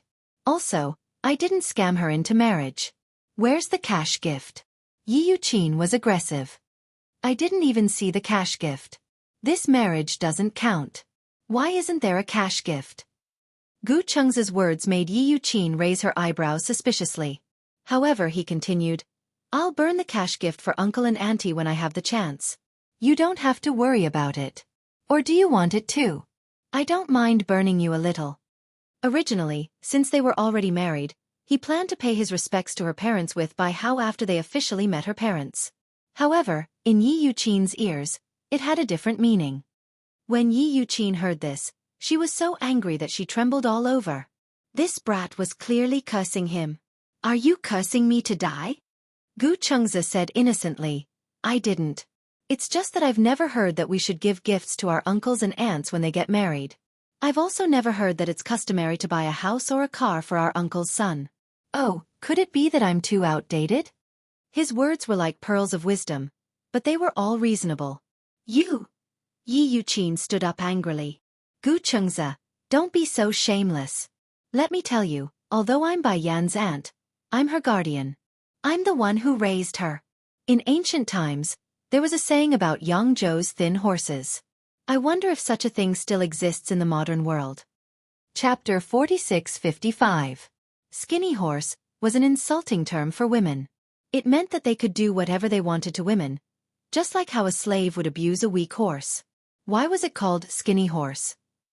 Because the middlemen who engaged in skinny horse breeding would buy young girls from poor families at a low price, raise them, and sell them at a high price. It was the same as how merchants bought skinny horses at a low price, fattened them up, and sold them at a high price. Hence, people called these women skinny horses. During the Ming and Qing dynasties, skinny horse breeding became a lucrative investment, and a large number of people specialized in this profession. They would first invest money to buy beautiful girls from poor families and train them.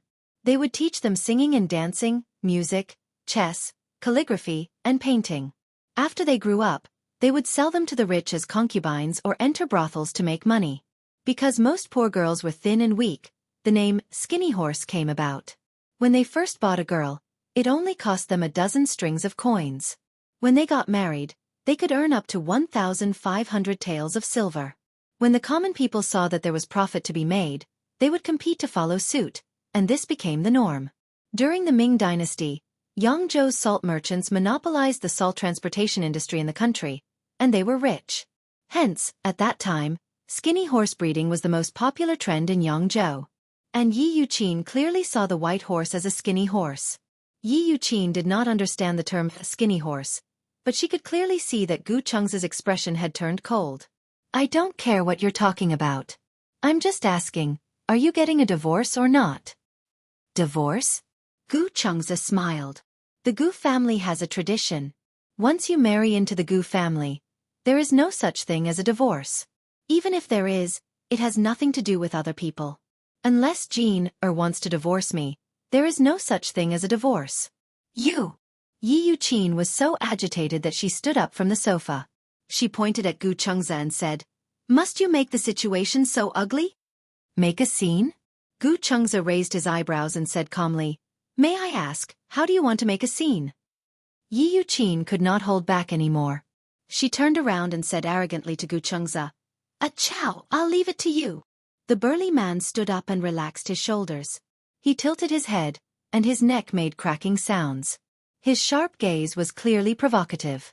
Gu Chengza caressed the 10,000 countries watch on his wrist and said casually, "Let me give you a piece of advice. Before you offend someone, you should consider if you have the ability to do so." Yi Yuqin snorted coldly. She pointed at Gu Chengza and said to Chow, "What are you still standing there for?" Chow walked towards him. Gu Chengza was still sitting on the chair nonchalantly. Seeing that he still did not seem to care, Chow guessed that Gu Chengza would not give up until he saw the coffin, so he raised his leg abruptly and was about to kick him. Seeing that his foot was about to land on Gu Chengza's face, the bodyguard beside him suddenly reached out and grabbed the man's calf with one hand. Chow was completely caught off guard. He flew out and fell on the coffee table at his waist. He was in so much pain that he grimaced.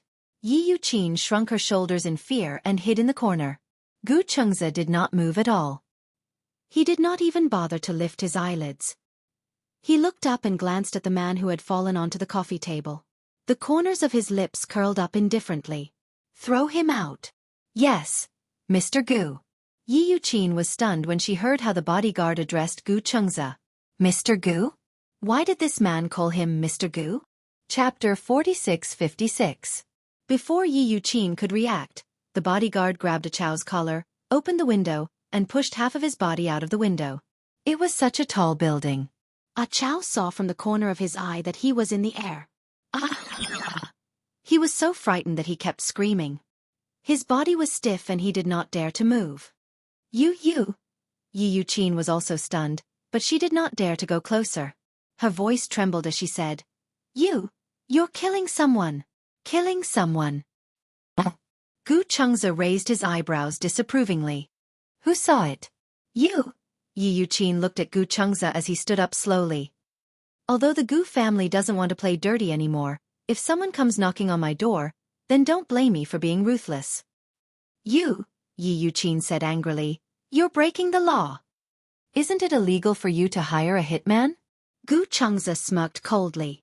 "Moreover, you said that I killed someone. The whole building is mine. Who do you think will testify for you?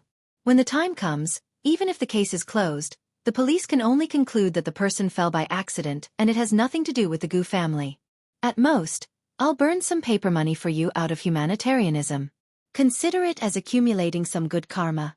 Yi Yuqin shrunk her shoulders in fear and did not dare to say anything else. As it turned out, this Gu Chengza's background was not that simple. Especially when she saw the terrifying aura around him, she believed that he would definitely do what he said. "Don't mess around." The man held down by the bodyguard also started to beg for mercy. "I was wrong, I know I was wrong. Let me down, let me down.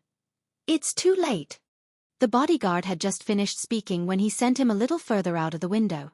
This time, except for his legs, most of his body was in the air. Chow was so frightened that he almost peed his pants. He screamed and howled in fear, but he did not dare to kick his legs and struggle. If he was not careful, he was afraid that the bodyguard would not be able to hold him down and he would fall. Who's the one who won't cry until they see the coffin? Gu Chengza frowned and looked at Yi Yuqin. "How have you treated Jean these past 10 years? I didn't cause you any trouble, but you came knocking on my door." Although Gu Chengza was adorably silly when he was young, After so many years of teaching by Gu Jinglian, he had inherited Gu Jinglian's imposing manner when he was angry. Yi Yuqin did not dare to speak at all. Her scalp was numb. Chao wrapped his fist in his palm and begged for mercy. Please. Put me down. I'll scram right away. I'll scram right away. I beg you. In the future, I will never find trouble with you again. The bodyguard turned to look at Gu Chengzi. However, Gu Chengzi said, if I put you down just like that, wouldn't they say that I'm just bluffing? No way. Impossible. I swear. I beg you, I don't want to die. Chao sounded like he was about to cry. Hearing this, Gu Chengzi snorted coldly. Put him down. The bodyguard then pulled the man back through the window and threw him on the ground. The moment he was thrown on the ground, he could no longer hold back his pee and his pants were wet. Gu Chengzi was disgusted when he saw this and said in a low voice, Scram! Yes, yes. I'll scram right away. I'll scram right away. Chao was so frightened that he crawled out on his knees. When Yi Yuqin saw this, she wanted to leave too. She was about to walk to the door when the bodyguard blocked the door and there was no way out. Chapter 46-57. Yi Yuqin's expression stiffened as she turned around, only to see Gu Chengzi standing behind her with an expressionless face and a cold smirk. Auntie, why do you want to leave? You didn't even say goodbye. Why, aren't you staying for lunch? No. There's no need. Yi Yuqin was terrified. She did not know why, but even though Gu Chengzi was standing in front of her with a gentle smile, it gave her a creepy feeling. Some people were scarier when they smiled than when they didn't. Yi Yuqin took half a step back and bumped into the bodyguard's chest. Gu Chengzi saw that she was terrified and slowly took half a step closer. Why, Auntie, are you trembling all over? You were still showing off when you saw me earlier, but now you look like I'm going to eat you up. Yi Yuqin couldn't help but kneel down in front of him. She didn't even dare to look up at his expression. Little Gu, isn't this? Auntie doesn't understand the situation. Aya, I just want to give Bai Zhe a good home. I didn't know you were such a capable person. Banian has suffered so much since she was young, so she's scared of being poor. Of course, my heart aches for her and I hope that she can have a better home. At least, the family background should be better, and the car and house should be standard. In my opinion, there must be some kind of misunderstanding. Misunderstanding? Gu Chengzi raised his eyebrows and asked, What misunderstanding? Isn't this? I thought you were a scammer? Yi Yuqin said, At that time, I thought you were like those men who use flowery words to trick girls. You don't have any ability, but you want to waste the girl's life. But now I see clearly that you are a capable man. Banian won't suffer if she stays with you. Haha. She laughed uneasily, but it looked worse than crying. Gu Chengzi glanced at her contemptuously. So, that's what you thought of me? A scam? No, that's not. That's not a misunderstanding. Yi Yuqin frowned bitterly and said, Bai Ran didn't mention your situation to me, so I didn't know. It turns out that your family background is not bad. Since that's the case, I acquiesce in your marriage with Bai Ran. Her words were undoubtedly trying to please Gu Chengzi. However, Gu Chengzi sneered from the bottom of his heart and said disapprovingly, I never thought of getting your permission to marry Bai Ran. Although you are Bai Hao's legal guardian in name, don't think I don't know how you've treated him all these years. This debt can't be settled just like that. Yi Yuqin shuddered and quickly explained, I treated Bai Hao well. Her parents died early when she was young, and my living conditions weren't good, but I still insisted on bringing her over to raise her. At that time, there was a couple who wanted to buy her for 50,000 yuan. They wanted to bring her home as their daughter. How could I not know that they wanted to bring her home as a child bride? I didn't want to. 50,000. At that time, I was sick and had to undergo surgery at home. I owed a lot of debts, but I didn't ask for the money from Wolf Heart. Oh, really? Chapter 46-58. Gu Chengzi paused and continued, It's just that you didn't want to back then, but that was because you felt that 50,000 was too little. You wanted them to offer 100,000, but the price fell through and they weren't willing. You even pestered them for a while. At that time, someone secretly called the police, so they didn't take Bai Ran away in the end. Yi Yuqin was speechless. Bai Ran knew about these things? She was so young then. Yi Yuqin thought that she didn't know anything. Gu Chengza continued.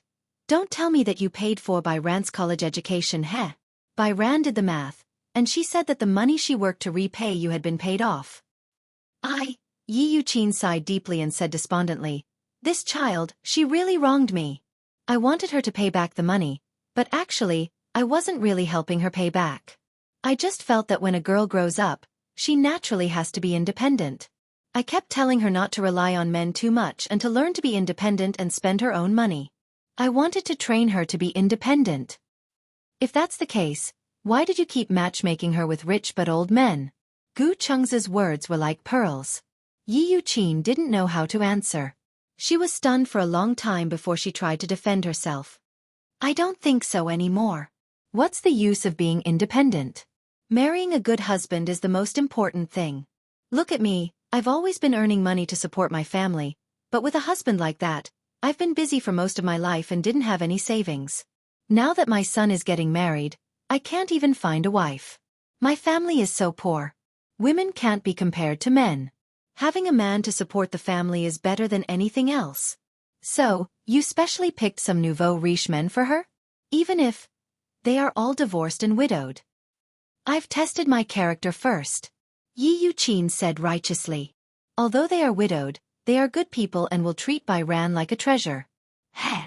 The more Gu Chengza listened, the more he wanted to laugh.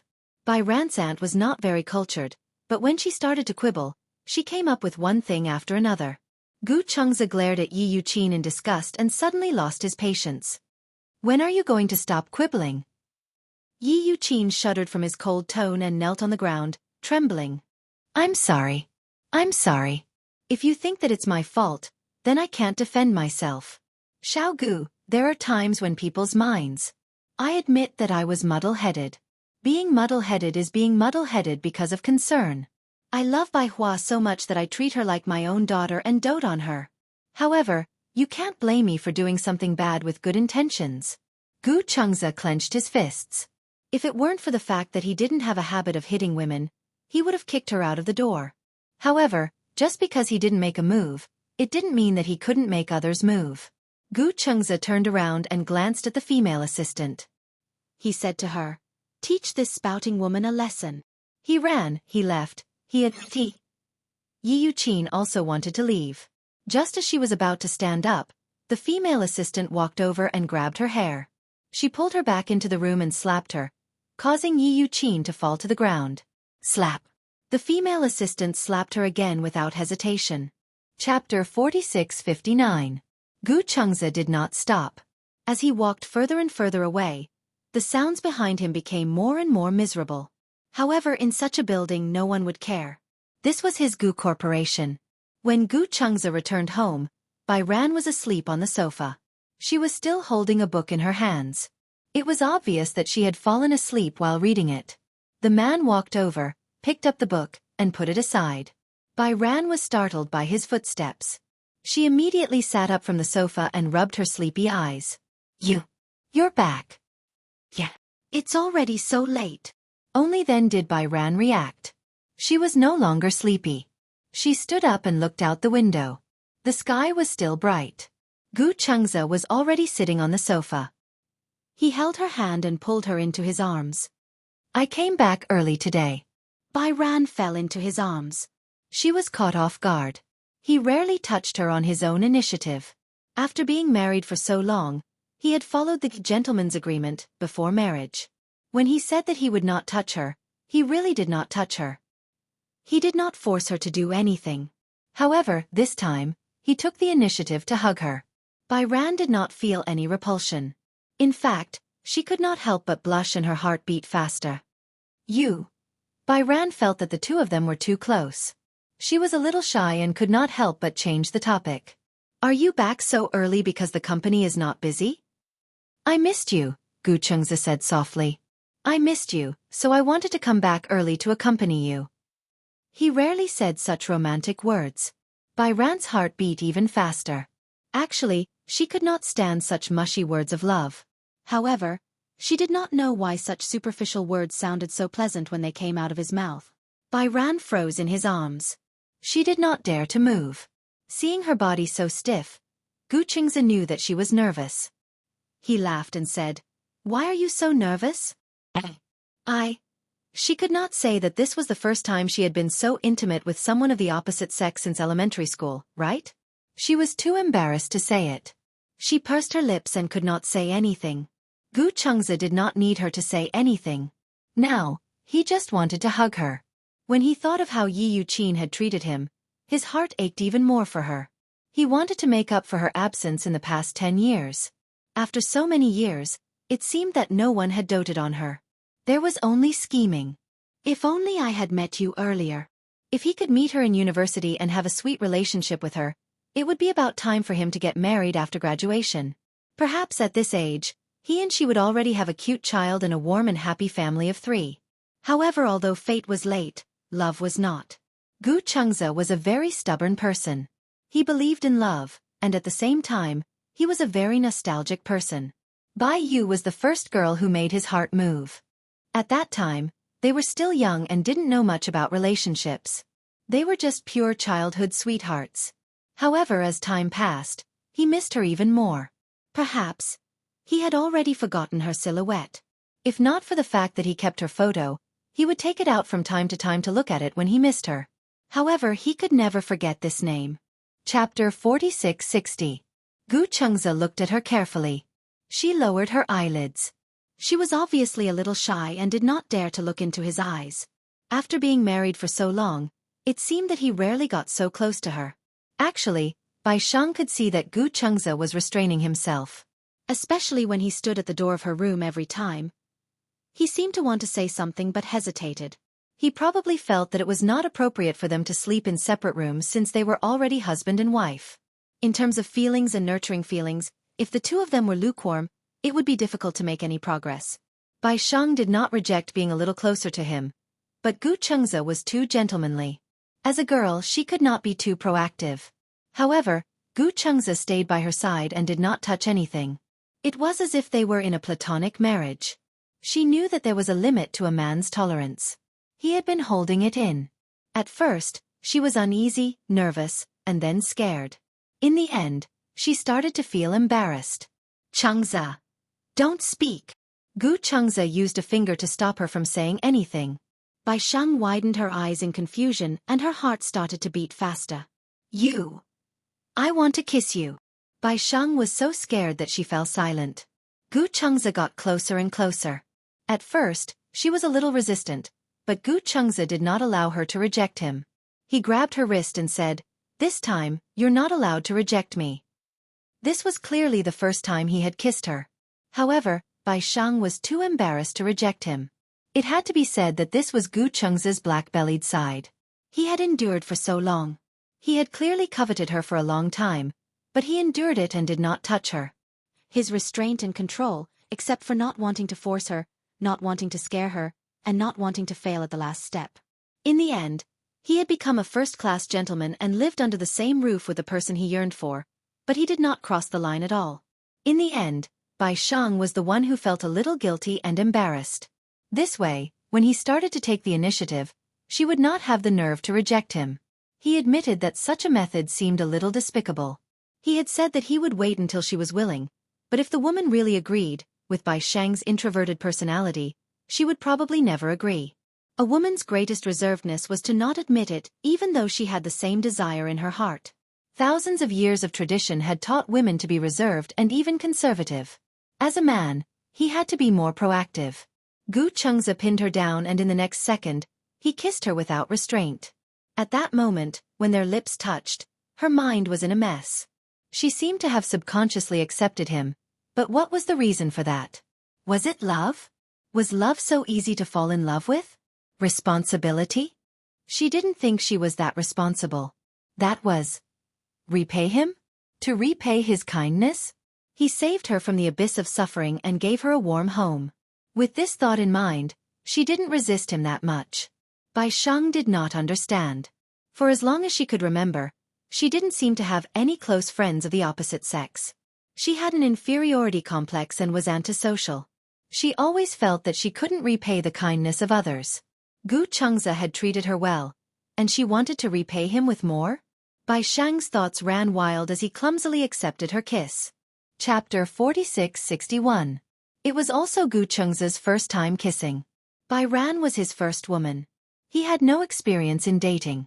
Chu Ho had always hated him for not being enlightened in this aspect. He had brought home so many girlfriends his age, but he did not do anything. If he was not her biological son, she would really suspect that something had gone wrong. If Gu Chengza had not patted his chest and assured her of his sexual orientation, she would have really thought that her son liked men. Therefore, although the two of them were kissing, it was not an exaggeration to say that they were fighting. Their teeth collided, as if they were sharpening their knives. Bai Ran could not help but push him away and asked in a questioning tone, "Are you biting me or kissing me?" Towards the end, she could not help but become even more shy. She lowered her head and mumbled a few words. Gu Chengza said, "It's my first time kissing. What about you?" "I don't believe it's your first time kissing." Bai Ran thought that he was lying to her. He was so handsome and had such a good personality. Even if he did not chase girls, there should be many girls chasing after him. How could he not have a girlfriend? When Gu Chengza heard this, his lips curled into a smile. "I never lie.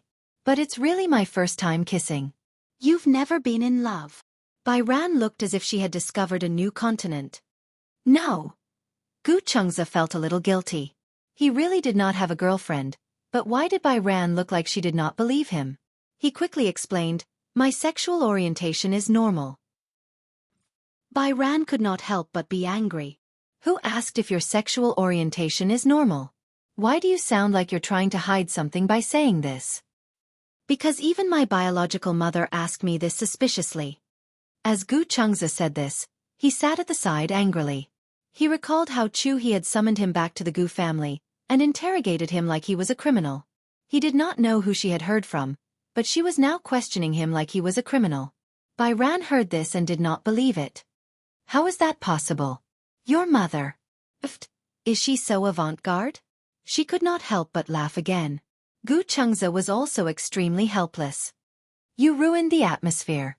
Just now the atmosphere was so good. It was fine if she pushed him away, but she actually disrupted such a good atmosphere. Bai Ran felt wronged. You just hit my gums. Oh, you're so stupid, you don't even know how to kiss. Could it be that your kissing skills are better than mine? Without a doubt, he was being sarcastic. Bai Ran blushed as well. Her kissing skills weren't any better. Just now, there were a few times when she bit his tongue because she was nervous, but he didn't say anything. Why did it feel like she was making a big deal out of nothing? It's all right. Gu Chengza hugged her waist and pulled her into his arms. Let's start over. Things like chemistry can be cultivated slowly. Kissing was a tacit understanding between two people. He didn't mind getting along well with her. Bai Yu nervously pressed her lips against his again. Is it just a kiss? Otherwise. Gu Chengza's gaze was so gentle that she was about to drown in it. What else do you want? No. Are you ready? Gu Chengza suddenly pressed her down on the sofa and gently stroked her hair with his long fingers. After all, we're already married. It's time to fulfill the obligations of a husband and wife. Chapter 46-62. Halfway through her sentence, Bai Ran felt a little guilty. He had given her so much time. Moreover, they were married. Even if they took it a step further, it was perfectly justifiable. His request was not too much. Yi Yuqin even said that Gu Chengza was cheating her into marriage. No matter how she looked at it now, she was the one who was cheating. She was a professional at cheating others into marriage. At the very least, she would give the man some sweetness. However, she could not even touch it. Moreover, she was not a child anymore. Even if it went that far, so what? When Bai Ran thought of this, she immediately put on a heroic look. She carefully separated her hands and gently held her shoulders like a shy rose waiting to bloom. She blushed and said softly, If you really want, then can you go back to the room first? Her voice became softer and softer. She wanted to bury her smiling face in his chest and did not dare to look up at him. Gu Chengza was stunned and did not know whether to laugh or cry. No matter how he looked at it, she looked like a female slave who sacrificed herself to the male lead in order to repay a debt of gratitude. However, what he wanted was not to repay a debt of gratitude. He knew that this little girl was extremely simple-minded. If others treated her well, she would only treat them better. She probably felt that she could not repay him with anything, so she would not be stingy with anything she could give. She was clearly so scared. Don't think too much. Xianxia gently scratched her nose. Why are you so scared? I won't eat you. I kissed you today because I couldn't help it. Unless you're willing, I won't force you to do anything you don't want to. Bai Ran looked up in surprise. Even at this moment, this man was still indulging her? How could she not feel that a certain part of the man was ready to explode? However, he could still hold it in and was willing to hold it in. Since she was young, no one had ever doted on her like this. Xianxia was about to get up when Bai Ran suddenly hugged his shoulders. His body sank down again. The two of them were extremely compatible. I'm willing. Bai Hao was timid as he struggled to say those words. Xianxia looked at her. She also opened her eyes. Her eyes were clear and bright. I don't think I'm forcing myself. It's just that I haven't experienced it before, so I'm a little nervous. I'm willing. I'm not forcing myself. For someone as thin-skinned as her, such words were undoubtedly a warm invitation. As if she was afraid that Xianxia would not believe her, she reached out with trembling hands, grabbed his collar, and started to unbutton his shirt bit by bit. Her movements were a little clumsy. At first, she slipped on the first button because her fingertips were sweaty. She bit her lip and patiently comforted herself that this was just the most common process between husband and wife. Sooner or later, she would have to get used to it. After all, from the beginning of their marriage, her plan was to work hard to be with this man until the end. Since they had never thought of getting a divorce, they would have to go through the normal process of being a married couple sooner or later, wouldn't they? Bai Qian was halfway through when Xianxia suddenly grabbed her hand. His eyes were filled with forbearance and doubt. You really won't force it? Bai Kun shook his head. No. Chapter 46-63. Xianxia hugged her and carried her into his bedroom. All this time, the two of them had been sleeping separately. He slept in his room, and she slept in the other room. All this time, she had never stepped into his room. This seemed to be the first time she had entered his room. It was a huge room with a bed and a wardrobe. Outside the floor-to-ceiling windows was a balcony that served as a bustling night market. The next second, she was thrown onto the bed. His bed was extremely soft.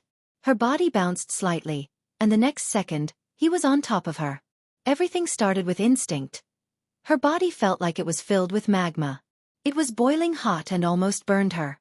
After having her once, he finally stopped. When she woke up again, it was already dawn. She did not sleep very well. For the first time, she could only feel pain. Although he was very gentle, the pillow was still wet. Oh no, she still had to go to work tomorrow. Bai Ran opened her tired eyes.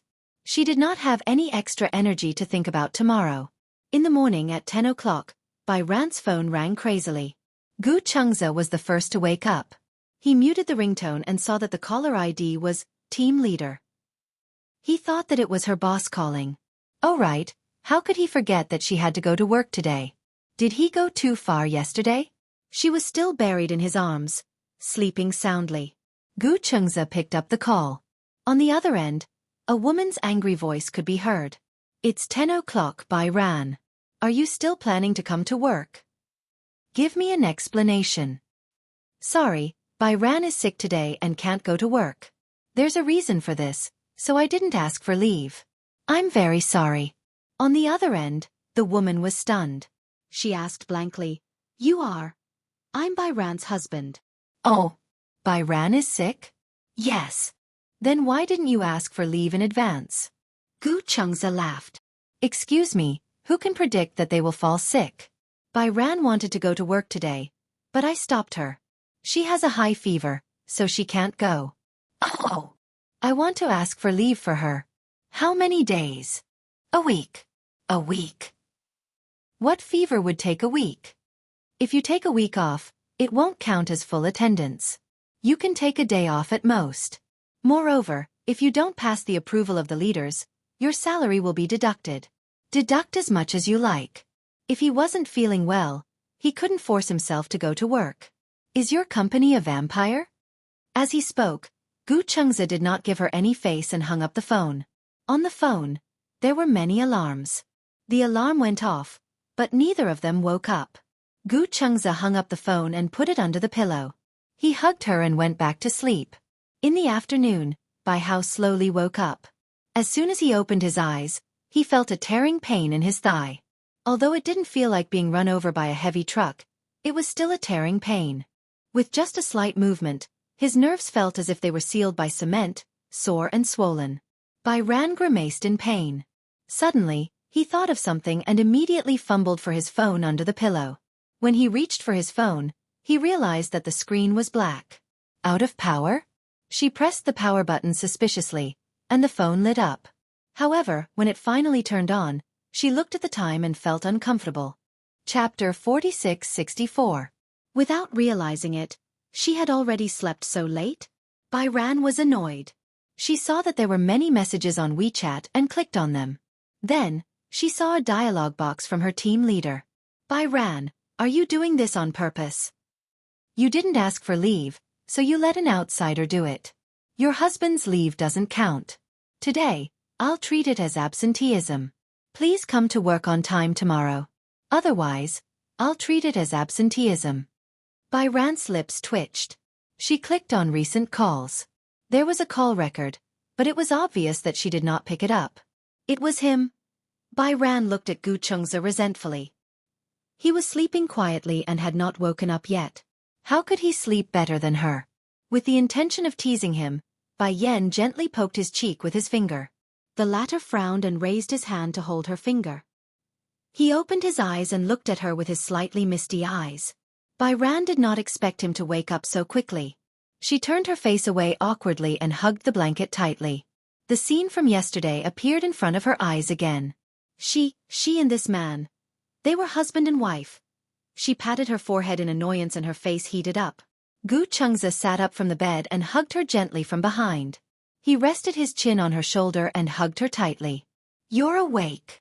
Bai Ran only responded with an He liked her soft voice and could not help but lean closer to her. The scorching heat from his chest made her blush again. Bai Ran lowered her head even more. She hugged the blanket tightly, but before she could say anything, her stomach made a grumble sound. Growl. Gu Chengze looked up and became more awake. Are you hungry? What do you want to eat? Anything. There are still some eggs and bread at home. After a pause, Gu Chengze asked, I'll cook a poached egg for you, Although she was shy to face him, she still mustered up the courage to ask, do you know how to make sweets? The kind that's soft and fluffy? Yes. Gu Chengze kissed her earlobe. I'll make them for you. With that, he got off the bed. Bai Yu immediately covered his eyes in embarrassment. He didn't even dare to look at him naked. Gu Chengze looked at her bashful expression as he tied the belt of his nightgown. He could not help but chuckle, but it was because he doted on her. All right, I'm dressed. Bai Kun put his hands down, but he did not know where to place them. He could only lower his head and make a sound of acknowledgement. The redness on his face had already spread to the base of his neck. Gu Chengze entered the kitchen. Even though he was quite a distance away from the kitchen, when she heard the sound of the kitchen hood being turned on, she could imagine Gu Chengze in a bathrobe cooking elegantly in the kitchen. Her heart was filled with warmth. However, what exactly did he say to the team leader that made her so angry? The team leader was already going through menopause. He also knew that he had said something that had angered her. He felt that she would definitely be severely criticized when she went to work. It's done. Half an hour later, Gu Chengze personally brought the poached eggs in. How could he not understand her embarrassment? His legs must be so sore. He set up the table on the bed and placed the bowl and chopsticks in front of her. Chapter 46-65. Stop messing around. Get out of bed and walk around. Just eat on the bed. Bai Yan was even more embarrassed. Somehow, she felt that there was a hint of playfulness in his tone, as if he had seen through some of her embarrassment. Could it be that this man knew that her legs were sore and swollen, so he didn't want her to get out of bed? What's wrong? Gu Chengze sat on the edge of the bed and looked at her. Why aren't you eating? Aren't you hungry? Bai Yan was a little confused. You should eat something too. No hurry. I'll eat when you're full. There was a hidden meaning in his words. But Bai Yan obviously didn't understand. In front of Gu Chengza, the big bad wolf, she was like an ignorant little white rabbit. She silently grabbed the chopsticks, grabbed the bread, dipped it in some jam, and took a bite. The soft bread paired with the sweet jam was delicious. She was so happy that she felt like she was going to melt. His cooking was so good that he could bake the bread to such a good texture. Is it good? Yeah. As Bai Yan ate, she felt his gaze on her from beginning to end. She shrunk her shoulders awkwardly. Today, she hesitated, not knowing if she should ask. Yeah. What's wrong? Team leader called me this morning. Were you the one who answered? Yeah. How did you answer her? What's wrong? Gu Chengza said. I forgot too. She seemed very angry. Gu Chengza frowned and replied, I said you were sick and needed to take a week off. She said that the company doesn't have such a long sick leave. Then you got angry at her? Angry? Gu Chengza touched his chin and said honestly, I didn't get angry, right? Why? Did she scold you? Bai Yan silently raised her phone and showed him the WeChat message that team leader had sent her. Gu Chengza took the phone and glanced at it. Team leader's message, Bai Yan, did you do it on purpose? You didn't ask for leave, so you let an outsider do it. Your husband's leave doesn't count. Today, you'll be punished as absenteeism. Please come to work on time tomorrow. Otherwise, you'll be punished as absenteeism. Absenteeism? Gu Chengza smiled. Sure, it's best if you fire her directly. Hey! Bai Yu looked at him reproachfully. It's not easy to find a job now. You can't wait for me to be fired. However, Gu Chengza put his arm around her shoulder and said confidently, When you're fired, I'll have a reason to support you. Bai Yu blushed, but he was unwilling. I don't want you to raise me. Girls should be independent and not rely on men to support them. Do you often read chicken soup articles on WeChat? Ha! For example, men are unreliable. Women only have a few years of youth, and they should be used to fight and struggle. Youth alone can't tie down a man's heart.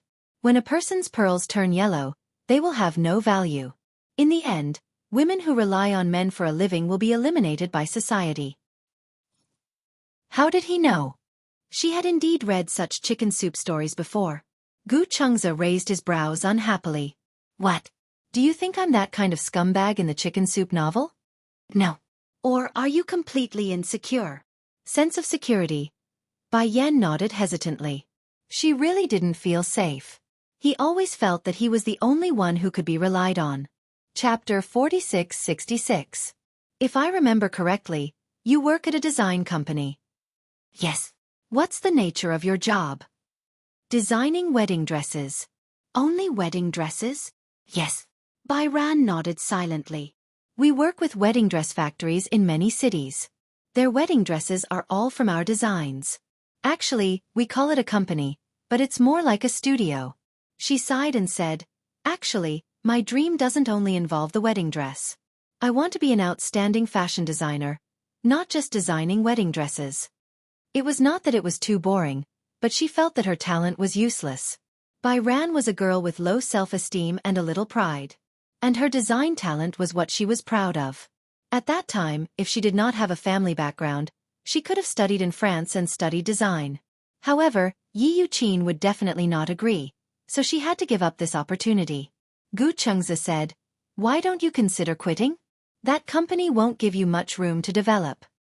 But, Bai Ran said in distress, it's not easy to find a job now. Don't you still have me to support you after you leave that job? You can't support me forever. If I can, I'm willing. But you won't be willing to be supported by me forever, right? Gu Chengza said as he hugged her tightly. Why don't you register a company and set up a personal studio? This way, you can plan your own career and won't be bound. It's not that easy to set up a studio. Bai Ran sighed. To be honest, I don't even know how to resign. The company won't let me go because my design skills are the backbone of the company. They won't fire me. Then you should resign.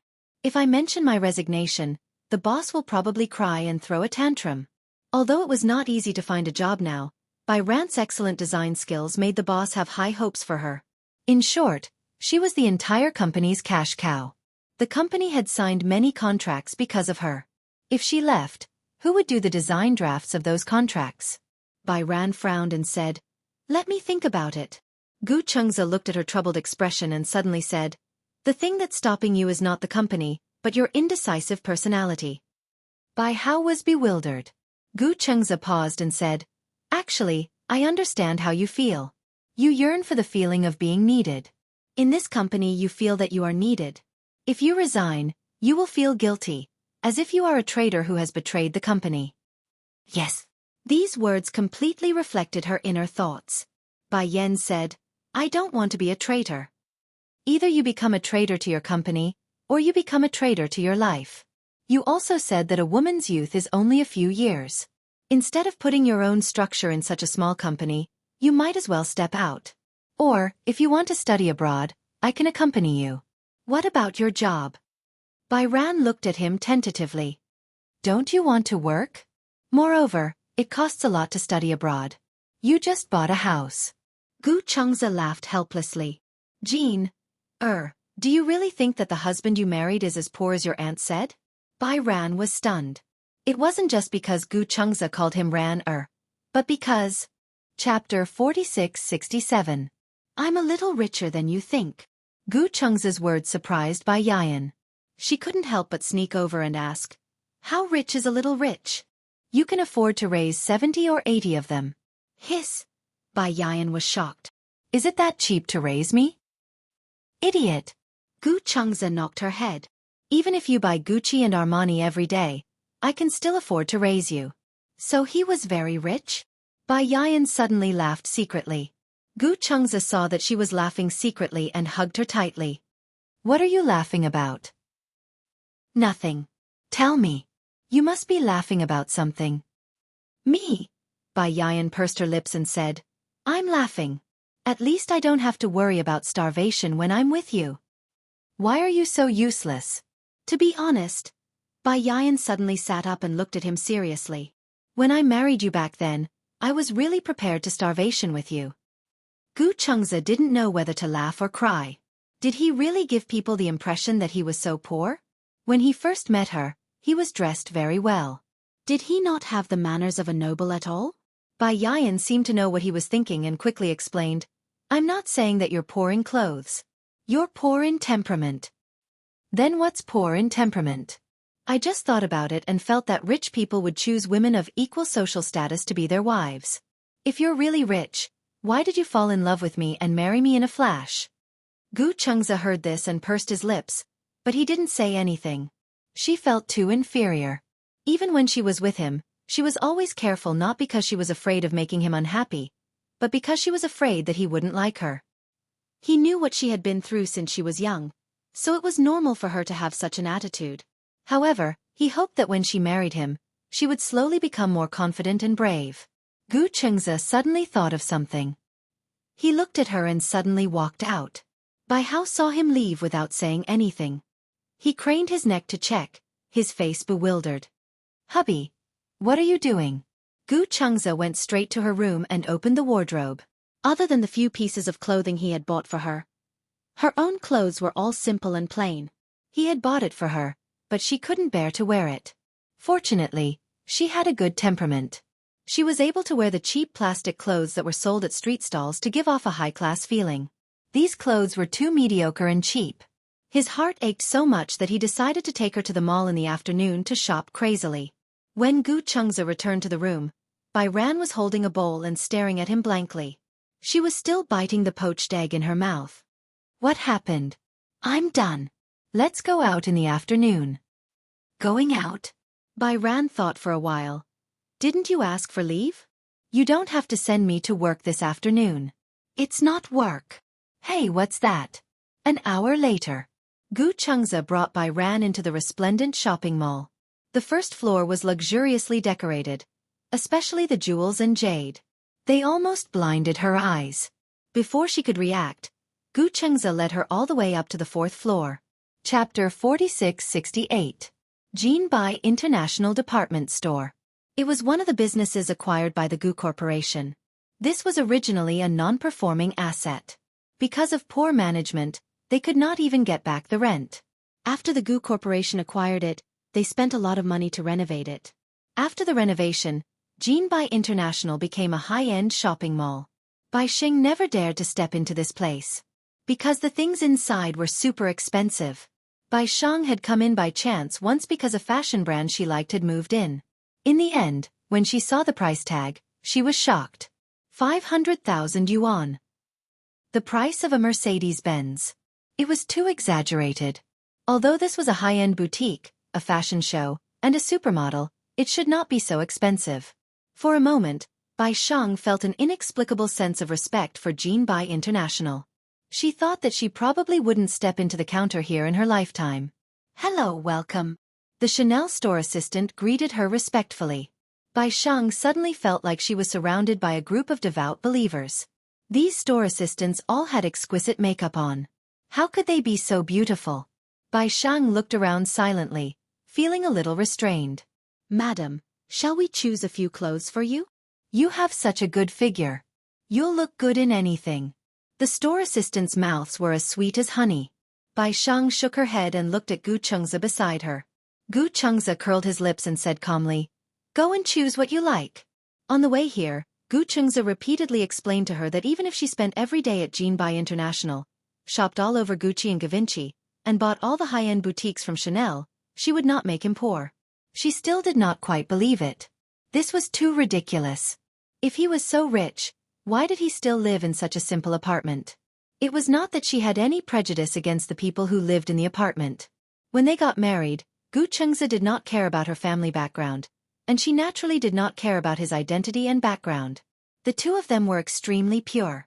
She even thought that he was just an ordinary employee. As for married life, it was best to be able to live a peaceful and happy life. However, until one day, the ordinary husband in her eyes suddenly became a rich young master. This world was too fantastical. Madam, do you need us to choose for you? The store assistant was still asking eagerly.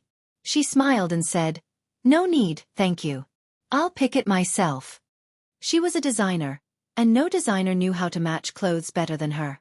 Bai Shang walked to the rows of wardrobes. He liked the style of these clothes very much. She saw a goose yellow woolen coat. The style was not bad, and the pattern was the one she liked. Most importantly, she knew what style of clothes suited her best. Therefore, she pointed at the coat and said to the shop assistant, "I want to try this on." "Can I?" "Of course. Wait a moment, we'll get it for you." The shop assistant immediately instructed the assistant to carefully remove the clothes.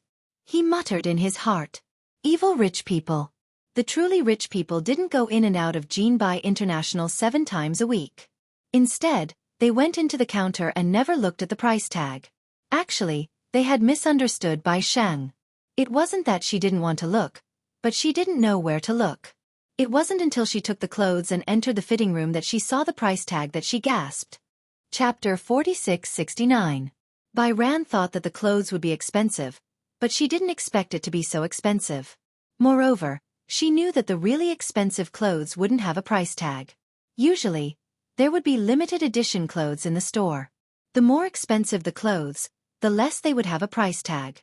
Because there was no price tag, the highest bidder would get it. Bai Ran stuck out her tongue. Since Gu Chengzi dared to bring her here, it meant that the price was within his expectations. Actually, Bai Ran wasn't picky about what she wore. However, since Gu Chengzi had threatened and tempted her to buy clothes, she might as well try it on. After Bai Ran tried on the clothes, she walked out and walked in front of Gu Chengzi. She showed it to him. "How is it?" After Gu Chengzi's gaze fell on her, he couldn't look away. It was beautiful. So beautiful that he couldn't look away. He saw the clothes the moment he walked in, but it wasn't so beautiful that it stunned him. It was just a feeling. The quality was good, and it had a sense of design. That was all.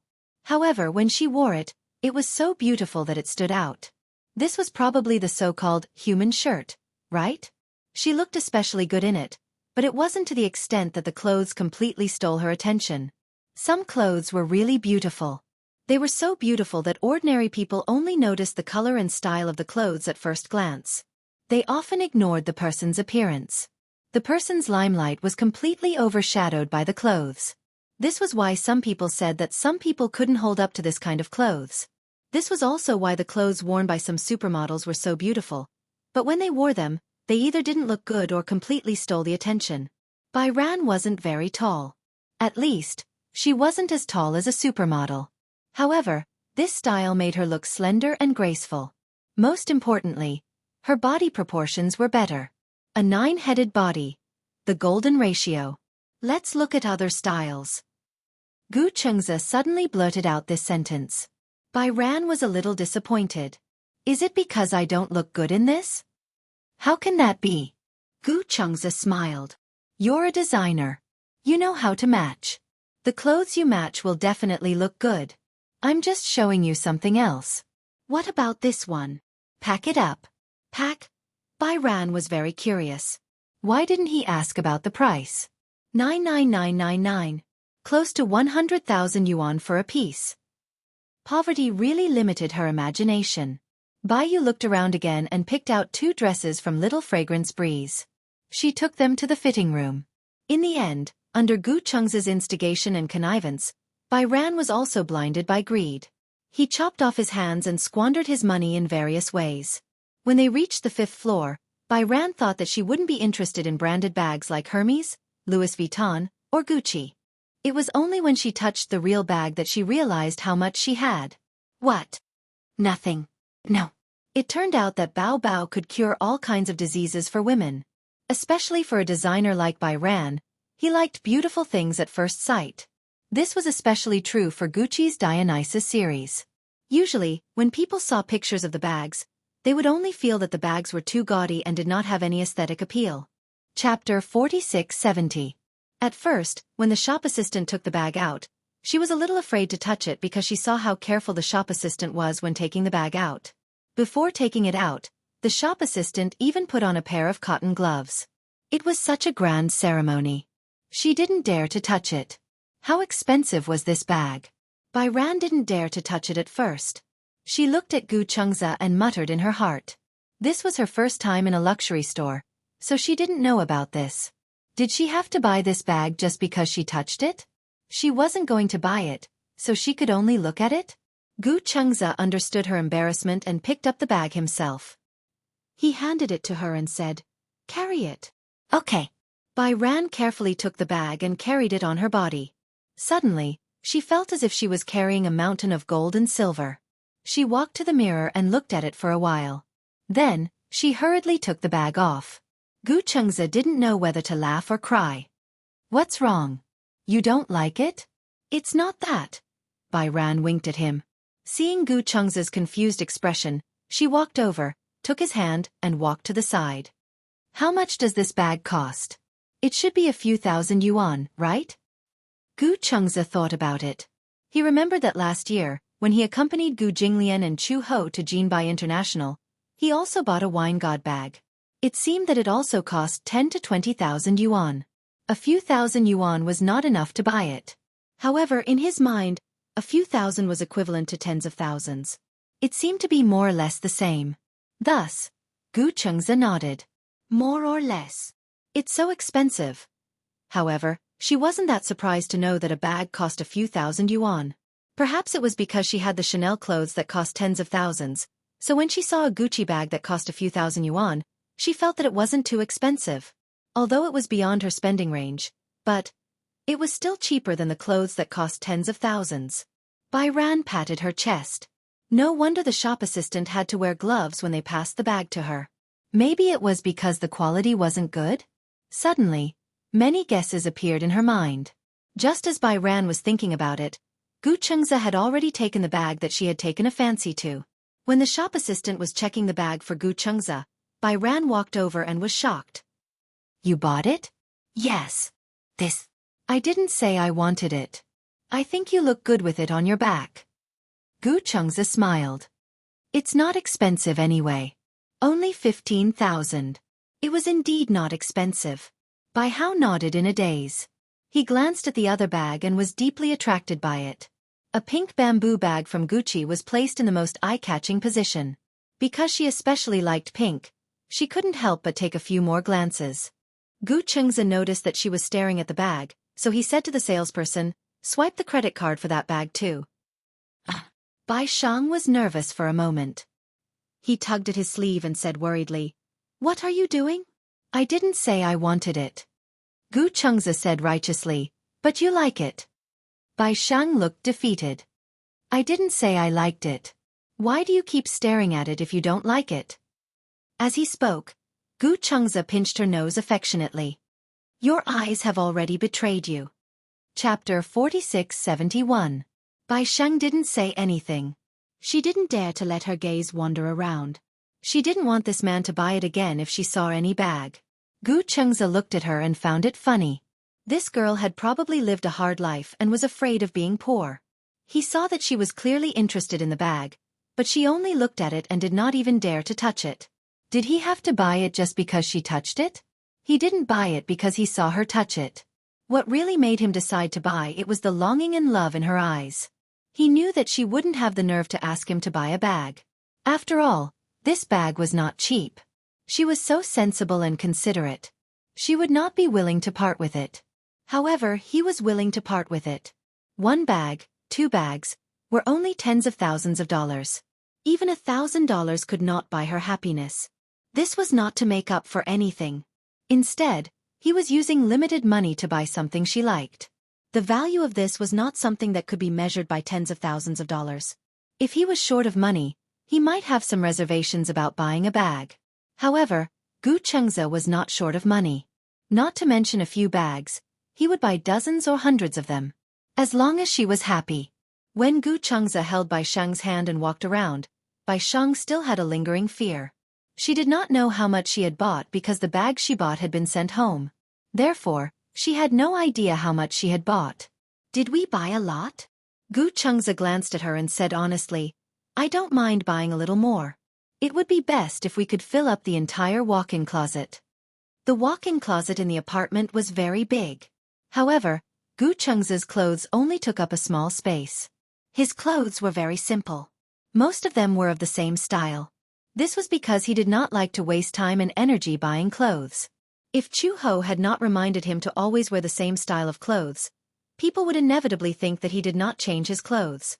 Therefore, when Gu Chengzi bought clothes, he chose a few more styles and took turns to wear them. Her clothes did not take up a lot of space. In fact, they only took up 1 closet throughout the year. This was including the clothes he bought for her. As a husband, how could he not feel sorry for his wife?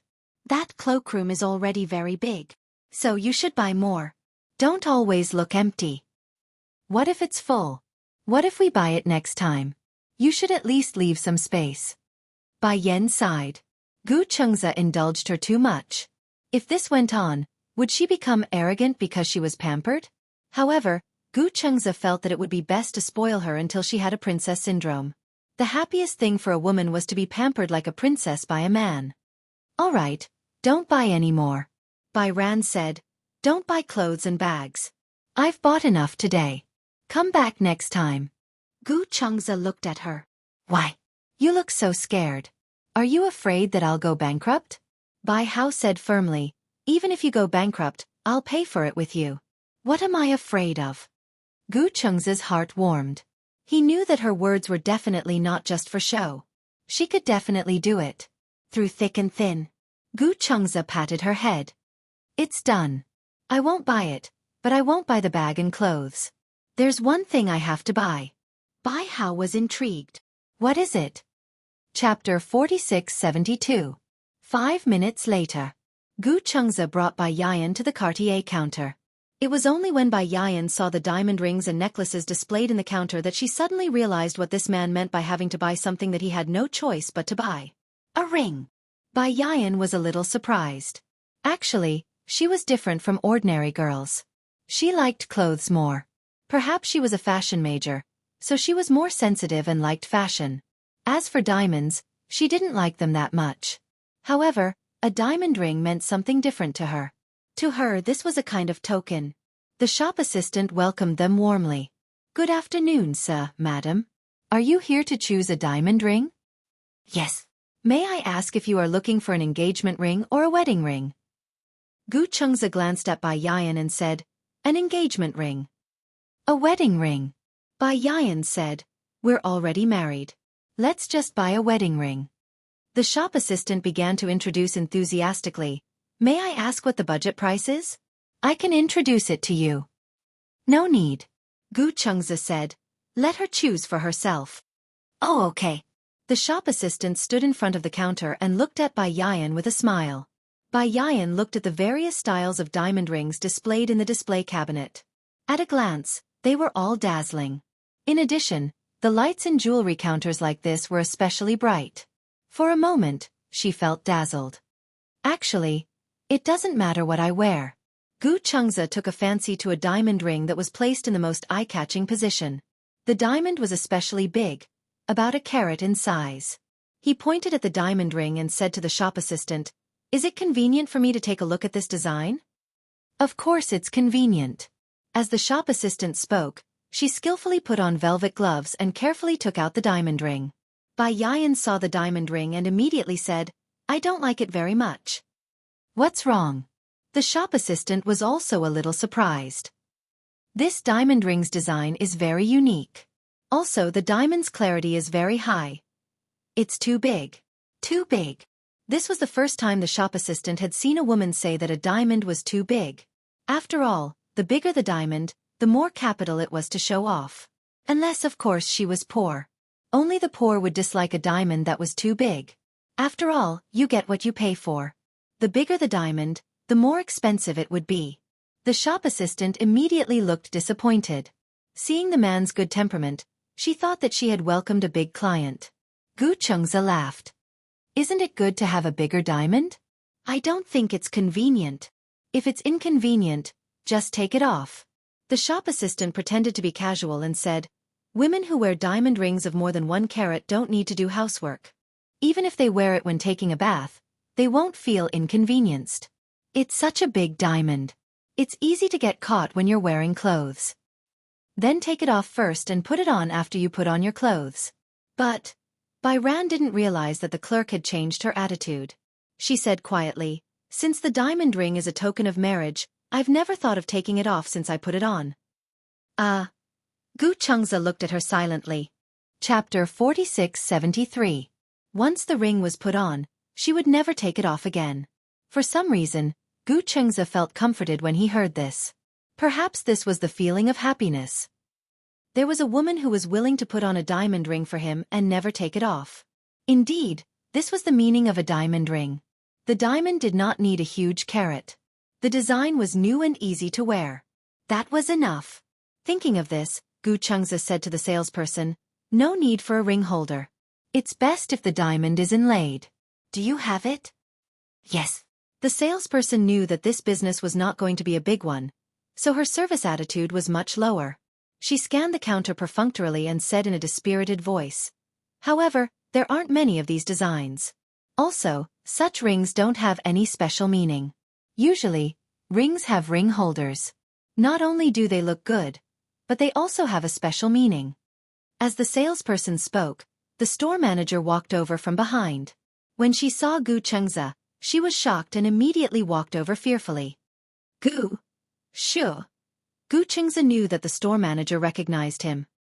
He shushed her and signaled for her not to make a fuss. The store manager pursed her lips and did not say, "Mr. Gu, why are you here?" In the end, the salesperson saw that the store manager had arrived and immediately became enthusiastic. "Store manager, you're back." "Yes." The store manager saw that Gu Chengzi had a woman with him and frowned as if she had guessed something. "This, sir, are you bringing your girlfriend to choose a diamond ring?" Gu Chengzi heard this and corrected her seriously. "Not my girlfriend, my wife." "Wife?" Bai Yong heard this and felt an inexplicable warmth in her heart. His serious tone made it seem like she was not allowed to make any mistakes as Mrs. Gu. This was his affirmation of her. "Wife?" The store manager heard this and looked at Bai Yong enviously. This woman was so lucky to be able to marry Gu Chengzi. Jinbai International was owned by the Gu Corporation. Gu Chengzi was the eldest son of the Gu family, and one of the future heirs of the Gu Corporation. Although Gu Jinglian was very strict with the selection of heirs, the Gu family had so many businesses that there might be more than one heir. Therefore, the store manager was especially respectful of Gu Chengzi. After all, he was one of the future heirs, so she had to be respectful. "What kind of design do you like? If you like it, you can try it on. It wouldn't matter if he just took it away." Gu Chengza suddenly took a fancy to a ring. It didn't have a ring holder, and the diamonds were inlaid in rows. It was simple but not simple, and looked very exquisite. What does this ring look like? The ring of the male ring is thicker than this one. The store manager said as she squatted down to find the men's ring in the cabinet and took it out. However, she was still a little hesitant. Is the diamond too small? She thought that Gu Chengza didn't know how to pick and chose the smaller one. He was afraid that Bai Ran would not be satisfied. Unexpectedly, Gu Chengza's gaze was very similar to Bai Kun's. She was also very satisfied with the design of the ring. I quite like this one. I can try it on. It can't be? The store manager was completely dumbfounded. This was a ring designed for ordinary people. The price was relatively low, only a few thousand yuan. To Gu Chengza, a low price of a few thousand yuan was too low class.